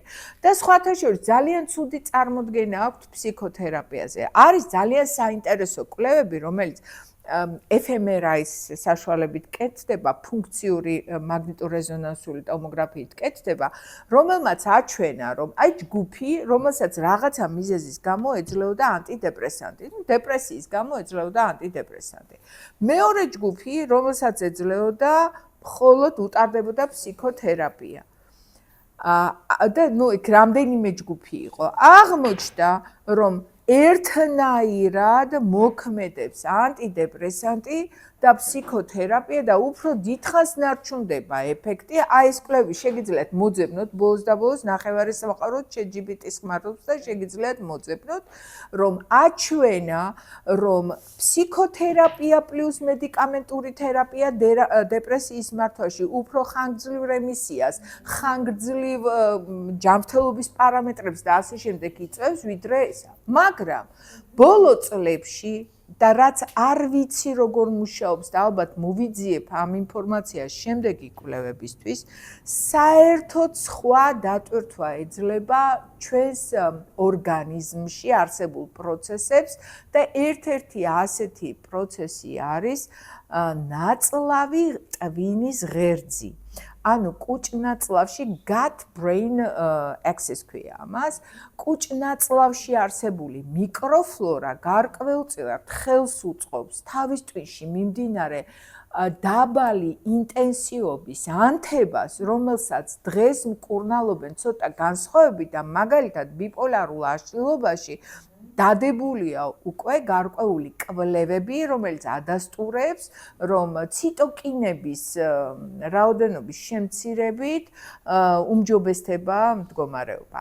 ამიტომ ჩვენ ვცხოვრობთ ძალიან დიდი გადატრიალებების ეპოქაში, სადაც აი ის მეთოდი, რომელიც თავის დროზე 2015 წელს გერმანიაში ერთ-ერთმა პროფესორმა მითხრა, რომ ჩვენი ინტერესიო ამან გამოიწვიაო, იმიტომ რომ იყო მკურნალობის რაღაც მეთოდი, სადაც საკუთარი განავალის გადამუშავებული, რა თქმა უნდა, განავალს არ ჭამენ, ეხა არ ჩათვალოთ ასე თუ შეიძლება, თუმცა ჭამდნენ, იცით როდის?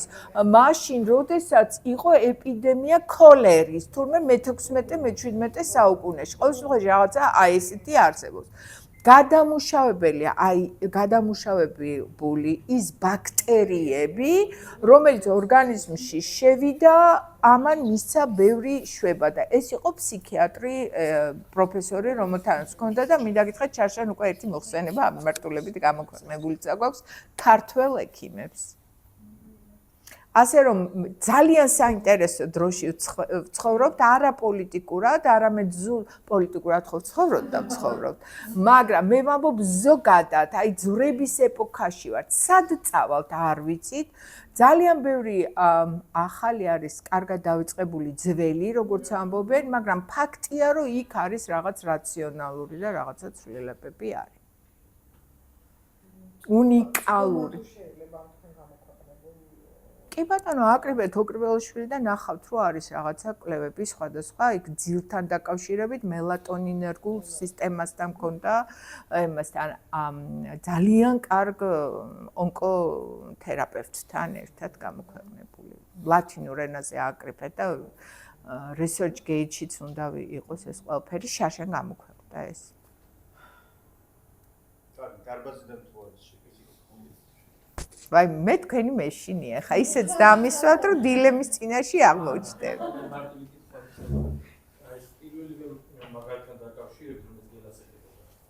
გურამს. დედასთან მისი ურთიერთობა და ვინაიდან აქ კონტექსტში ჩვენ ვერ მოვისმინეთ, შეიძლება ცნობილი არის, რომ მამალ ოჯახში მამა იყო თუ არა.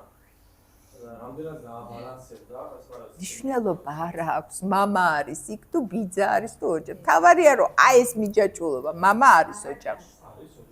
კი. დისფუნქციური ოჯახია. აბალანსებს ხოლმე, როდესაც მეორე პირიც არის ოჯახში მამის სახით. განსაკუთრებით მაშინ, როდესაც მიდის თქვათ ოჯახიდან ეს ამ ყმაწვილს ყავს მაღალანაზღაურებად თანამდებობაზე მომუშავე მამა, რომელსაც აქვს ფუნქცია მხოლოდ ეგრეთ წოდებული ბანკომატის, ხო, აი breadwinner-ი, რასაც ამბობს, ფული მოაქვს ჩეჩქვათ. ესე ვთქვა. არა, ამიტომ ამბობ ხო. ეს ჰარმონიის შედეგი. ვერ გეტყვით ახლა მე ესე არ წავს ვარ, მე მოგიყვანეთ მაგალითი, როგორც კონსტრუქცია და რა თქმა უნდა, როცა ოჯახი ჰარმონიულია და როცა ოჯახში ყველას თავისი ფუნქცია აქვს და ყველა თავის ფუნქციას ასრულებს, რა თქმა უნდა, ასეთი შედეგები ნაკლებია. თუმცა ბავშვობაში არსებობს ერთი ფენომენი, სიმორცხვის ფენომენი, როდესაც მიდიხარ და ხედავ, რომ ვიღაცა ბავშვი მოდის და უცებ დედა ზურგს უკან ამოეფარება პათოლოგიური სიმორცხვა. ესეც პრობლემა და სავსებით შესაძლებელია დედამ, ну, ასეთ ბავშვს კი არ უნდა კრახელი რო არიქა პირდაპირ მაგალითად ახლავე მე ხელი ჩამოართვე. არა, ესე არ უნდა მოიქცე. ამ დედამ უბრალოდ უნდა შენიშნოს დროზე თავისი შვილის პრობლემა და უფრო ფართო სოციუმთან ჩააბაცდა, არა გადაეფაროს და უთხრას, რომ არა შენ ხელი არავის აღარა უნდა ჩამოართვა. რომ ჩვენთან საეკლესიო პრაქტიკიდან გამომდინარე, ასეთი შემთხვევა ძალიან ხშირია ხოლმე მარტო ხელადედების შემთხვევა. ეგ ცალკე ფენომენია დედისერთა საქართველოში. ტელეფონი ნატამიცის ეგ ისტორია, მაგალითად რომ დამირეკავენ და ქაბატონო ნინო ბავშვის მოყვანა გვინდა და აი მე იცით რა მე ბავშვებთან არ მუშაობ და არა 40 წლის ბავშვია და რა კარგი ხმა მაქვს არა ვერ მიხვდით ხო ეს ჭიპლარის გადაჭრა არ ნიშნავს მართლა ჭიპლარი ესა პასუხისმგებლობა როა დააკისრო შენ შულს სამწუხაროდ ჩვენ ჩვენ არ მუშაობთ პრეცედენტული სამართლით, ჩვენ მუშაობთ კონტინენტური სამართლით, სადაც რაღაცა ესეთი კანონებად აქვს დალაგებული, თორე პრეცედენტული რო იყოს, როგორც სასამართლოში, ასევე შიგნით შეიძლება ბევრად უფრო უკეთესი მაგალითი, რატომ მიყვარს მაგალითი? იმიტომ რომ გავიაზროთ, ვიღაცამ შეიძლება გაიაროს. რატომ დაწერა მიხეილ ჯავახიშვილმა თეთრი კურსღელი? იმიტომ რომ მეზობელი ყავდა მიხეილ ოზათიანი და მოუყვა ეს ისტორია და ყველას გახსოვთ, რას ნიშნავს უარყოფა. აღარ ახსოვს რომ შვილი მყარია. ეს არის. შეიძლება ერთი კითხვა? არა. მარტო რატიანი აი ეს რაღაც პატარა მაგალითი მინდა მოუყვე 90 წლიანების ბავშვები მოგეხსენებათ იმ სირთულეში დაბადებულები, გაზრდილები და ასე შემდეგ. საკმაოდ მაშინ 90 წელში რაც უფრო კაცრად დიდი ბავშვი უფრო მოწონება იყო ამაზე და უფრო კაი დედა იყავი, რომ რაც უფრო ვერ ბედავს, რაც ყოველ შემთხვევაში იყო რაღაც პროცენტულად მოწონება ახალისებული იყო ამ მიმართულებით. კი ბატონო. იმდენად ჩაუხშეს ამ ბავშვებს, აი ეს ბიჭები, ტყუპები, აი ამ 90-იანებში ეს ცელფობა გარეთ არ წასვლა, ეს სულ ძალიან ესეთ სიმკაცრეში, მარწუხებში იზრდებოდა, საკმაოდ შეძლებულ ოჯახში იზრდებოდნენ, ანუ რო წამოიზარდნენ გარდატეხის ასაკში ყველაფერი ჰქონდათ. შემდეგ გარდაეცვალათ მამა და ეკონომიურად ძალიან გაუჭირდა. მოხდა ისე, რომ ეს ორი ჩავარდა ძალიან დიდ სტრესში და აბსოლუტურად არ მოწონთ. ხო, აი კომუნიკაცია მეგობრებთან შეწყვიტეს. აი ეს საფრთხე გააჩნია, რამდენიანია? დიდხნი ეს არის 10-12 წლიანი, 15 წლიანი ეს ყველაფერი. ესე რომ კი იგივეს ვიტყვი თუ მოწევენ ხანდახან მარიხუანას ან დალებენ, მოდიან ხასიათზე და მაშინ უნდათ კომუნიკაცია ადამიანებთან. ეს არის პიროვნული აშლილობა? არ ვიცი. დავწყეთ აქედან. პიროვნულ აშლილობას შუცა ვამბობ, თუ ამბობთ, რომ ბავშვობიდან ასე მოდის ყველაფერი აი ასე, როგორც თქვით. როდესაც ჩვენ საუბრობთ კატასტროფის შემდგომი პიროვნული ცვლილებები, მაგალითად, ახლა გავხსენე ვიქტორ ფრანკლი. ის ციხიდან რომ გამოვიდა, პოზიტიური ფსიქოთერაპიის მამა გახდა, ლოგოთერაპიის მამა გახდა და თქვა, რომ ადამიანს საზრისი შეიძლება იყოს ციხეშიც და იქიდან გამოიტანოსო ეს ყველაფერი და აი იმ საზრისმა აცხოვროს შემდეგ მომენტში. ამიტომ ვახსენე ტრავმული ზრდა ვიღაცას ტრაუმის შემდეგ ეწყება უნდობლობა გარესამყაროსთან, ჩაკეტილობა ეს დიაგნოზია კატასტროფის შემდგომი პერსონოლოგიური აშლილობა. მაგრამ ეს არა არის პიროვნული აშლილობა, რაზედაც ჩვენ ვლაპარაკობთ, რომელიც იწყება ბავშვობის ასაკიდან. სიმპტომები მოდის, მაგრამ დიაგნოზს აქვს 21-25 წლის ასაკამდე, რომ დავიცვა დიაგნოსტიგმისგან, იარლიყისგან და რაღაცა დავასვაზეთ დამღა, რომ მორჩა შენ გაქვს ეს.